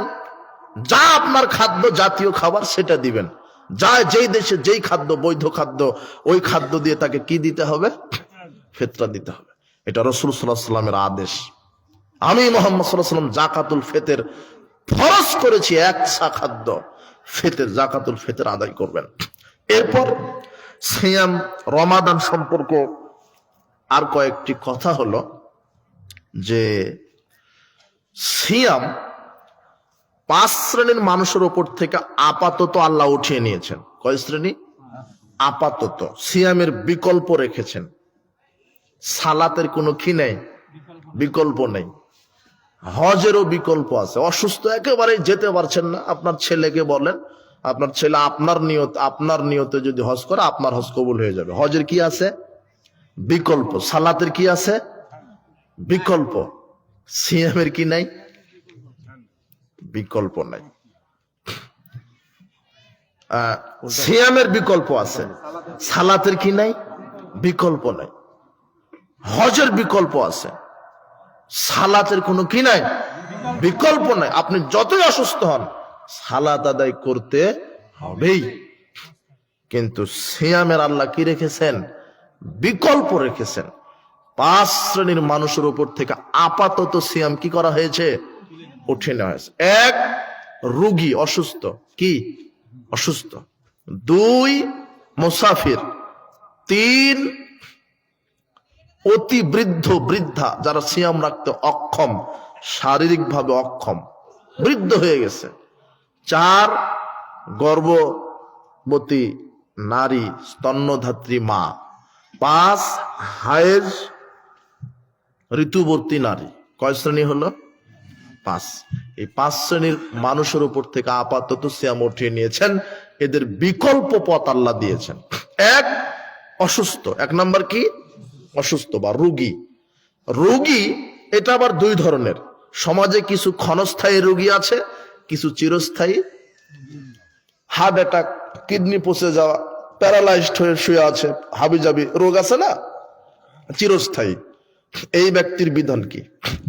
এই ব্যক্তির বিধান হচ্ছে ও সিয়াম, 1 সিয়াম সমান ফিদিয়া দিবে, খাদ্য দিবে। 1 সিয়াম সমান একজন মিসকিনকে খাদ্য দিয়ে দিবে। তাহলে ওর সিয়াম কি? কাফফারা হয়ে গেল, সিয়ামের কাফফারা। কথা বোঝা যায়নি মনে হয়? তাহলে 30টা সিয়ামে 30 জন মিসকিনকে খাদ্য খাইয়ে দিল। আল্লাহ তার 30টা সিয়ামেরই কাফফারা আদায় করে দিবেন। যারা চিরস্থায়ী রোগী আর ক্ষণস্থায়ী রোগী, হঠাৎ রমাদানে আপনি অসুস্থ হয়ে গেলেন, হঠাৎ অসুস্থ, 5 দিন 7 দিন অসুস্থতার কারণে সিয়াম রাখতে পারেননি, এই 5টা 7টা সিয়াম কাজা হয়ে গেল। কি হয়ে গেল? এই 7টা সিয়াম আপনি কাজা আদায় করবেন। সময়সীমা দেওয়া হয়েছে আগামী রমাদান আসার পূর্ব পর্যন্ত। কথা বুঝেছেন? এটা হলো কাজা সিয়াম, ক্ষণস্থায়ী যারা রোগী। 2, দ্বিতীয় শ্রেণী কাদের উপর থেকে সিয়াম উঠে নেওয়া হয়েছে? মুসাফির। মুসাফির মানে যারা সফর করে, সফরে আছেন, ব্যবসার কাজে বা চাকরির কাজে, কোনো ক্ষেত খামার, অফিস আদালতের কাজে বা কোনো কাজে সফরে বের হয়েছেন, দিনের কাজে সফরে বের হয়েছেন। রমাদানে 5 দিন 7 দিন 10 দিন সফরে ছিলেন। সফর অবস্থায় সিয়াম রাখতে পারবেন যদি পরিবেশ অনুকূলে থাকে। তো আপাতত সফরে কষ্টই হয়, ঠিক মতো খাদ্য পানীয়, ঘুম, গাড়ি ঘোড়া এগুলি পাওয়া যায় না, কষ্ট। তাই আল্লাহ সফর অবস্থায় মুসাফিরের উপর থেকে সিয়াম উঠিয়ে নিয়েছেন। যেই কয়টা সফরের কারণে সিয়াম রাখতে পারেননি, ওই কয়টা সিয়াম কাজা হয়ে গেল। এই কয়টা সিয়াম কাজা আদায় করবেন, সময়সীমা আগামী রমাদান আসা পর্যন্ত। কথা বুঝেননি? তাহলে রোগী হলো, মুসাফির হলো। 3, যারা অতি বৃদ্ধ, অতি বৃদ্ধা আছে না সমাজে, একেবারে বয়স্ক হয়ে গেছে, যারা শারীরিক ভাবে সক্ষম নন সিয়াম রাখতে, এরা তখন ফিদিয়া দিবে। কি দিবে? ওই 1 কেজি 1.5 কেজি করে চাউল দিয়ে দিল, 1.25 কেজি করে চাউল বা খাদ্য দিয়ে দিল, অথবা 30টা সিয়ামের জন্য 30 জন মিসকিনকে খাইয়ে দিল, মধ্যম মানের খাবার খাইয়ে দিল। তাহলে কি হয়ে গেল? যারা অতি বৃদ্ধ বৃদ্ধা, সিয়াম রাখতে অক্ষম, তারা ফিদিয়ে দিবে। কথা বুঝেছেন কি? 4, গর্ভবতী স্ত্রী আর স্তন্যধাত্রী মা। 4 নাম্বার, এদের উপর থেকে সিয়াম কি করা হয়েছে? ওঠানো হয়েছে। গর্ভবতী স্ত্রী, পেটে বাচ্চা থাকে 10 মাস ধরেন, আর বাচ্চাকে দুধ পান করায় 2 বছর ধরেন, তাহলে মোটামুটি 3 বছর ধরে নেন। যেই মহিলারা বাচ্চাকে দুধ দেয়, ওই মহিলারা যদি রমাদান পায় তাহলে সিয়াম রাখবে না। সিয়াম রাখলে বুকের দুধ শুকিয়ে যায়, বাচ্চা দুধ না পেয়ে ছটফট করে। বুঝেননি কথা? কথা বুঝেছেন? অত পরহেজগারিতা দেখাতে হবে না। আল্লাহ উঠিয়ে নিয়েছে কার উপর থেকে সিয়াম? স্তন্যধাত্রী মায়ের উপর থেকে উঠিয়ে নিয়েছে। 2 বছর দুধ পান করাবেন। যদি দেখেন যে না অ্যাভেলেবল দুধ পায়, কোনো সমস্যা নেই, মা বুঝতে পারবে, তখন রাখতে পারে। কিন্তু সিয়াম রাখলে দেখা যাচ্ছে যে বাচ্চা কি পাচ্ছে না, সেক্ষেত্রে সিয়াম রাখবে না। এটা আল্লাহর পক্ষ থেকে বিশেষ দয়া। তাহলে পেটে ছিল 10 মাস, রমাদানে সিয়াম রাখতে পারলো না 30টা, আর দুধ পান করাতে লাগলো 2 বছর, তাহলে 3 বছর। কয়টা সিয়াম রাখতে পারলো না একটা মহিলা? 3 বছর। কয়টা সিয়াম কাজা হলো? 90টা। তাহলে এই মহিলা কি করবে? 90টা সিয়াম কাজা হলো, কাজা আদায় করবে। সময়সীমা কত? এই মহিলার মরা পর্যন্ত, তবে যত দ্রুত সম্ভব। আর যদি মনে করে যে না এটা তো সম্ভব হচ্ছে না, তাহলে 90 জন মিসকিনকে কি করে দিবে? খাবার খাইয়ে দিবে। কথা বুঝেননি? এখন যদি এরকম হয় যে আপনার স্ত্রী একেবারে লাগাতার 10টা বাচ্চা নিয়ে ফেলেছে, এরকম হয় না? 10 ছেলের 12 ছেলের মা নাই, আরে 5টাই ধরেন, এক লাগাতার নিয়ে ফেলেছে, তাহলে 3 পাঁচা 15 বছর। কত? 15 বছর সিয়াম রাখতে পারেনি। কয়টা? যেই কয়টা রাখতে পারেনি ওই কয়টা মিসকিনকে খাদ্য খায়, একদিনে খাবার খাইয়ে দিবে। আল্লাহ 15 বছরের সিয়াম আল্লাহ কবুল করে নেবেন। কথা বুঝেননি? কথা বাস, এখানে আর কাজা আদায় করার সুযোগ নাই, কেন অনেক সিয়াম হয়ে গেছে। এখন কি করবে? খাদ্য দিবে। যদি একটা বাচ্চা নিতে যেই কটা সিয়াম কাজা হয়েছে সেটা কাজা আদায় করতে পারে, তবে ফিদিয়ে দিতে পারে। 5 হায়েজ ঋতুবতী মহিলা, রমাদানে সিয়াম রাখতে রাখতে ঋতু শুরু হয়েছে, হায়েজ শুরু হয়েছে, যে 5 দিন 7 দিন ঋতু দেখার কারণে, ঋতুবতী হওয়ার কারণে সিয়াম রাখতে পারেনি, ওই কয়টা সিয়াম কাজা আদায় করবে সময়সীমা এই মহিলার আগামী রমাদান পর্যন্ত। কথা বুঝেছেন কি? সিয়াম ভঙ্গের কারণ এক, ইচ্ছাকৃত ভাবে বমন করলে সিয়াম ভেঙে যায়, অনিচ্ছাকৃত ভাবে বমন হলে সিয়াম ভাঙে না। ইচ্ছাকৃত ভাবে বমন করলে সিয়াম কি হয়ে যায়? ভেঙে যায়। অনিচ্ছাকৃত ভাবে ভ্রমণ করলে সিয়াম ভাঙে না। 2, ইচ্ছাকৃত ভাবে কিছু খেলে বা পান করলে সিয়াম ভেঙে যায়, ভুল করে অনিচ্ছাকৃত ভাবে কিছু খেলে পান করলে সিয়াম ভাঙে না। 2-1 দিন এরকম হতে পারে যে সকালে উঠে 1 প্লেট ভাত খেয়ে নিলেন, খাওয়ার পরে মনে হলো আমি তো সিয়াম ছিলাম। আল্লাহ বলছেন যে ব্যক্তি ভুলে খেলো আল্লাহ তাকে খাওয়ালো, পান করলো, ওই অবস্থায় সিয়াম রেখে দেন, আল্লাহ পুরো সিয়াম কবুল করে নেবে। ভুলে খেলে পান করলে সিয়ামের কোনো ক্ষতি হয় না আলোচনা শেষে। আর ইচ্ছাকৃত ভাবে খেলে পান করলে সিয়াম কি হয়? ভেঙে যায়। 3, খাওয়া বা পান করার অন্তর্ভুক্ত বিষয়। কেমন? খাওয়া বা পান করার অন্তর্ভুক্ত বিষয় মানে আপনি এমন অসুস্থ যে আপনাকে স্যালাইন নিতে হচ্ছে, যেটা খাদ্যের কাজ করে, বা এমন অসুস্থ আপনার ইনজেকশন নিতে হচ্ছে, যেটা খাদ্যের কাজ করে, আপনার রক্ত শরীরে নিতে হচ্ছে, এগুলো হচ্ছে খাওয়া বা অন্তর্ভুক্তর বিষয়। রক্ত যদি শরীরে নেন তাহলে সিয়াম কি হয়ে যাবে? রক্ত কাউকে দিলে সিয়াম ভাঙে না, রক্ত শরীরে নিলে সিয়াম ভেঙে যায়। কোন টিকা নিলেন বা রোগের প্রতিষেধক হিসেবে ইনজেকশন নিলেন, রোগের প্রতিষেধক হিসেবে যদি ইনজেকশন নেন তাহলে সিয়াম ভাঙবে না। অনেকে ইনহেলার ব্যবহার করে, অনেকে নাকে বা চোখে ড্রপ ব্যবহার করে, এগুলোতে সিয়ামের কোনো কি হয় না? ক্ষতি হয় না। কথা বুঝেননি? 4, স্ত্রী মিলন করলে সিয়াম ভেঙে যায়। কেউ যদি সিয়াম অবস্থায় স্ত্রী মিলন করে তাহলে ওই পুরুষকে কাফারা আদায় করতে হবে 60টা সিয়াম। কয়টা? 60। এক লাগাতার 60। 10টা করার পরে একটা রাখেননি, আবার প্রথম থেকে শুরু। কথা বুঝেননি? কথা যদি নাই রাখতে পারেন 60 জন মিসকিনকে একদিনে কি করে দিবেন? খাইয়ে দিবেন, হয়ে গেল। না হলে 60টা সিয়াম রাখেন। 5, স্ত্রী মিলনের অন্তর্ভুক্ত বিষয়। কেমন? স্ত্রী মিলনের অন্তর্ভুক্ত বিষয় মানে ওই হস্তমৈথুন করা, তাহলে সিয়াম ভেঙে যাবে। সিয়াম অবস্থায় কেউ যদি হস্তমৈথুন করে তাহলে কি হয়ে যাবে? সিয়াম ভেঙে যাবে। এই যুবক, সিয়াম রাখা অবস্থায় দুপুরে স্বপ্ন দৃশ্য হয়ে গেছে, তাহলে সিয়াম কিন্তু ভাঙবে না। তুমি গোসল করো, সিয়াম রাখো। সিয়াম রাখা অবস্থায় দিনে স্বপ্ন দৃশ্য হলে সিয়াম কি হয় না? ভাঙে না। এগুলি সিয়াম ভঙ্গের কারণ নয়। স্ত্রী মিলন করলে আর স্ত্রী মিলনের সমপর্যায়ে কিছু হলে তাহলে সিয়াম ভেঙে যায়। 6, হায়েজ হলে, হায়েজ দেখা গেছে, হায়েজ সিয়াম অবস্থায় একটা মহিলার ঋতু শুরু হয়ে গেছে, তখন সিয়াম কি হয়ে গেল? ভেঙে গেল। এগুলির কারণে সিয়াম ভেঙে যায়। আমরা ছোটবেলাতে শুনতাম যে সিয়াম অবস্থায় দাঁত ব্রাশ করা যাবে না, হ্যাঁ, বেশি ডুব দেওয়া, গোসল দেওয়া যাবে না, শরীর থেকে রক্ত বের হলে সিয়াম ভেঙে যায়, খিলখিল করে হাসলে সিয়াম দুর্বল হয়, বেশি সময় গোসল দিলে সিয়াম, এগুলো মিথ্যা কথা। শরীর থেকে রক্ত বের হলে সিয়াম ভাঙে না, অনিচ্ছাকৃত হয়ে বমন হলে সিয়াম ভাঙে না। যাক, এইভাবে সিয়াম রমাদানকে মূল্যায়ন করব। এরপরে ঈদের সালাত। সিয়াম শেষেই শাওয়ালের 1 তারিখে কিসের সালাত? সকালে ঈদের সালাত আদায় করতে হবে, গুরুত্বপূর্ণ সুন্নাত। সুন্নাত ইবাদতের মধ্যে সালাতের মধ্যে দুই ঈদের সালাত খুবই গুরুত্বপূর্ণ। রাসূল সাল্লাল্লাহু আলাইহি ওয়াসাল্লাম এই দিনে গোসল করে গায়ে তেল সুগন্ধি মেখে নিজে যেতেন, তার স্ত্রীদেরকে নিয়ে যেতেন, তার জামাই, তার নাতি নাতনি সবাইকে ঈদের মাঠে নিয়ে যেতেন। পুরুষেরা তো ঈদের মাঠে যাবে, মহিলাদেরকেও যেতে হবে।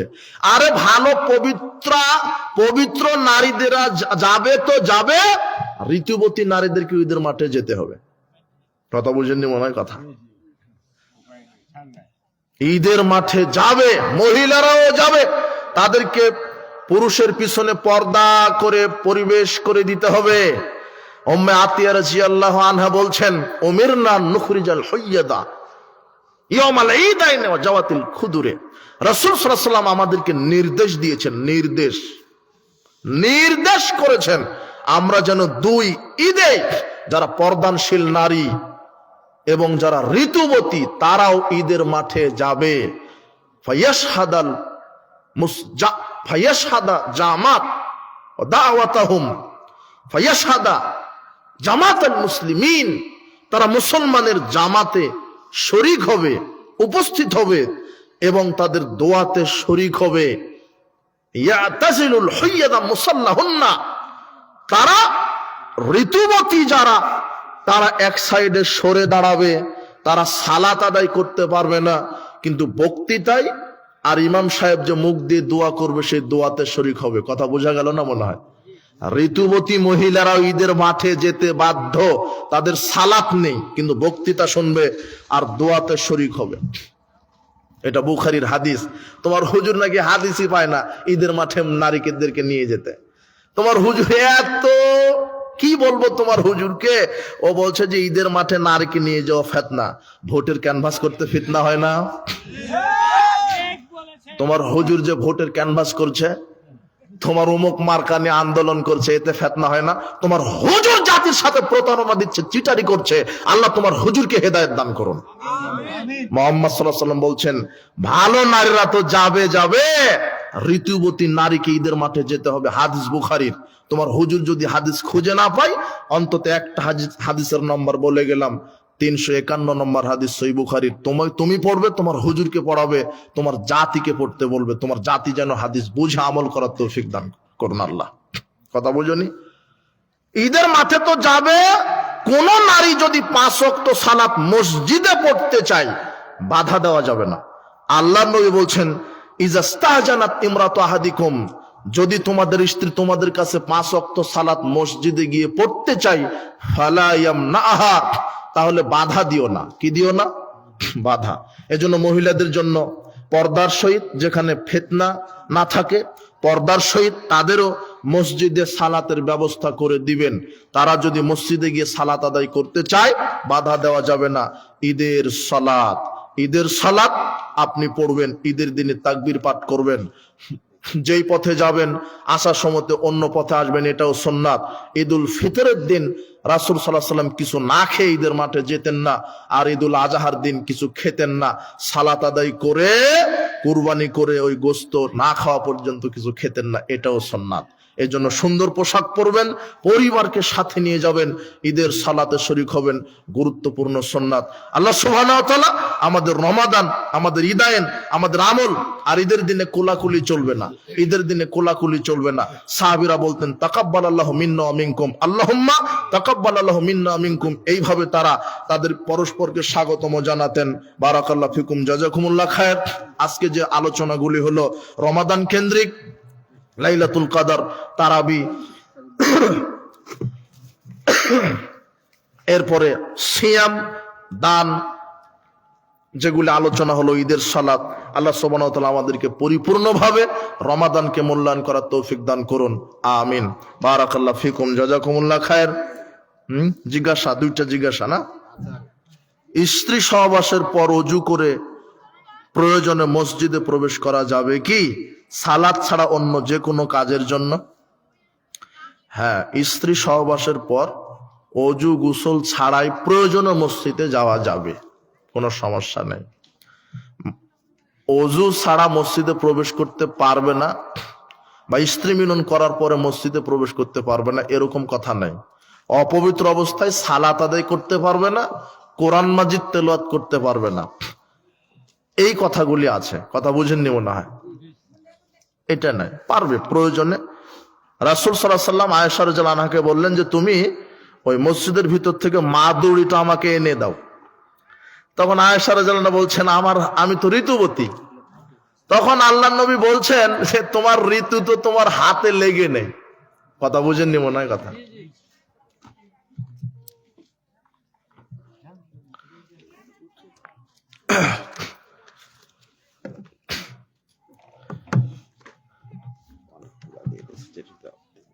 ইয়াজাল জালালি ওয়াল ইকরাম, এটা আল্লাহর নাম। ও প্রশ্ন, জালাল নাম ধরে ডাকা যাবে কিনা? জালাল না, জলিল হবে নাম, জালাল নয়। আব্দুল জলিল আর ইয়াজাল জালালি ওয়াল ইকরাম, এটা পুরোটাই একটা আল্লাহর নাম, শুধু জালাল কেন হবে? কথা বুঝেছেন? জলিল, আব্দুল জলিল। জুমার দিন আজান চলাকালীন সময় মসজিদের প্রবেশ করলাম। প্রশ্ন, আগে আজানের জবাব দিব না সুন্নাত সালাত পড়বো, কোনটির গুরুত্ব বেশি? আগে আজানের জবাব দিবেন, এটার গুরুত্বই বেশি। আজান হবে, আজানের জবাব দেওয়া ওয়াজিব। রাসূল বলছেন তুমি যেটা আজান শুনবা আজানের জবাব দাও, এরপর আমার উপরে দরুদ পড়ো আর ওসিলা চাও, আমার জন্য একটা উত্তম স্থান চাও, তাহলে তোমাকে সুপারিশ করা আমার জন্য ওয়াজিব হয়ে যাবে। তাহলে আগে আজানের জবাব দিবেন, এটার গুরুত্ব। এরপরে সুন্নাত পড়ে তারপরে বসবেন।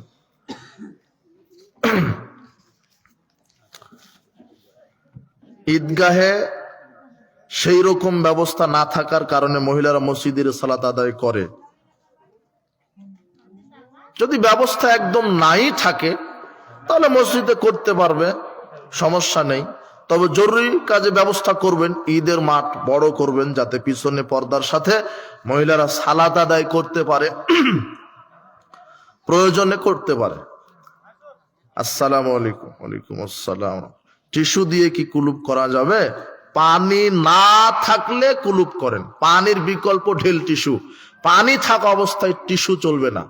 কথা বুঝেননি মনে হয় কথা। পানি না থাকলে টিস্যু, কিন্তু পানি আছে তারপরেও টিস্যু, আর পরে আবার পানি, তারপর আবার টিস্যু নিয়ে 40 কদম নাচানাচি। আপনি কি পেটে বাচ্চা আছে নাকি? ওটা তো নোংরামি কথা। একটু কাশাকাশি দিচ্ছেন, নাচানাচি করছেন, এত বেহায়া তো ইসলাম নয়। পানির বিকল্প টিস্যু, ঢিল, কুলুপ, মনে থাকবে না? আর পানি থাকলে আর কোনো কিছু নেই। হ্যাঁ, জুমার দিন আজান চলা অবস্থায় দাঁড়িয়ে থেকে আজানের জবাব, ওটা তো হলো ভুলে বেতের সালাত 1 রাকাতের জায়গায় 2 হয়ে গেছে, এখন করণীয় কি? আমি কি 2 সেজদা দিয়ে দিব না 3 রাকাত পূরণ করব? 2 রাকাত হয়ে গেছে। 2 রাকাতে যদি বৈঠক অবস্থায় স্মরণ হয় তাহলে 2 রাকাত পরে সালাম ফিরিয়ে দিবেন। 2 রাকাত পরে সালাম ফিরিয়ে পরে আবার 1 রাকাত পড়বেন, পরে আবার সালাম, তাহলে 3 রাকাতে হয়ে গেল। কথা বুঝেননি? ওই পদ্ধতিও আছে। মৃত ব্যক্তির নামে ইফতারি ও কুরবানি দেওয়া যাবে কি না? মৃত ব্যক্তির নামে ইফতারি কুরবানির কোনো দলিল নাই। জীবিত মানুষের জন্য, জীবিত মানুষ ইফতারি করাবে। মৃত পিতা মাতার নামে ইফতারি চলবে না। স্ত্রী খোলা তালাক দেওয়ার পরে আবার ফেরত আসতে পারবে? হ্যাঁ, স্ত্রী যদি খোলা করে নেই, 100 বার যদি খোলা নেই 100 বার আসতে পারবে। কথা বুঝেননি? সমস্যা নেই। স্ত্রী খোলা নেওয়ার পরে আবার যদি আসতে চায় আসতে পারবে, যে কোনো সময় আসতে পারবে। বাবা মাদক সেবন করে, তবে খোলার ইদ্যত 1 মাস, খোলার ইদ্যত 1 মাস পর আসবে। ওই 100 বার যদি খোলা নিয়ে চলে যায়, চলে আসবে। বাবা মাদক সেবন করে, এখানে ছেলের করণীয় কি? ও নসিয়া করবে, আব্বা এটা হারাম, এটা কাবিরা গুনাহ, এটা জাহান্নামে যাওয়ার কারণ, এইভাবে নসিয়া করবে। আর কোনো কারণ নেই, আর কোনো করার দরকার নাই কিছু। নসিয়া, উপদেশ, আর আল্লাহর কাছে দোয়া করবে, আল্লাহ আমার বাবাকে হেদায়েত দান করো। আমার বড় ভাই জেনাকার, আমি ছোট ভাই হিসেবে করণীয় কি? উপদেশ করো, সতর্ক করো, তুমি সতর্ক করো যে ভাই জেনা কাবিরা গুনাহ। এই পথ থেকে ফিরে আসতে হবে। আল্লাহর কাছে তার জন্য একই কথা। গায়েবানা জানাজা কিভাবে পড়া হয়, ওই জানাজা সারা দেশব্যাপী যেভাবে পড়া হয়, এটা কতটুকু শরীয়ত? গায়েবানা জানাজা, যার জানাজা হয়েছে তার কোনো গায়েবানা জানাজা নাই। যার জানাজা হয়নি, মনে করেন এমন এক ব্যক্তি মারা গেছে, তার জানাজাই হয়নি, দাফন হয়েছে ঢাকাতে, আপনি এখান থেকে শুনেছেন, এখানে আপনারা এখান থেকে গায়েবানা জানাজা করতে পারেন। কেবলামুখী হয়েই যেভাবে মনে করেন যে লাশ সামনে থাকে ওইভাবে সবাই জানাজা করবেন, এটাই গায়েবানা জানাজা। গায়েবানা জানাজা কার? যার কি হয়নি। আমার ছেলের স্ত্রী থাকার পরেও অন্য মেয়ের সাথে কথা বলে, এটা সারানো সম্ভব হচ্ছে না, এখানে আমার করণীয় কি?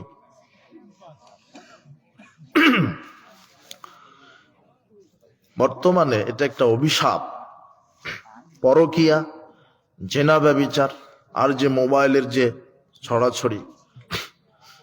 আপনি আপনার ছেলের প্রতি কঠোর হবেন, যেহেতু আপনি বাপ, প্রয়োজনে পিটাবেন।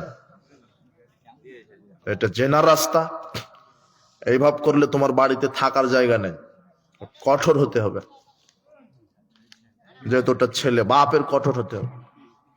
শাশুড়ি বউয়ের সাথে অনেক খারাপ আচরণ করে, এই ব্যাপারে কিছু বলেন। বউ শাশুড়ি গন্ডগোল লাগবে, আমি কি সমাধান করবা? ওটা তো তোমাদেরই করা লাগবে।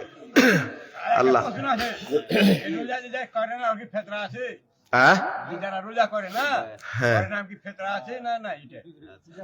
নাই, ওদের ফেতরা নাই।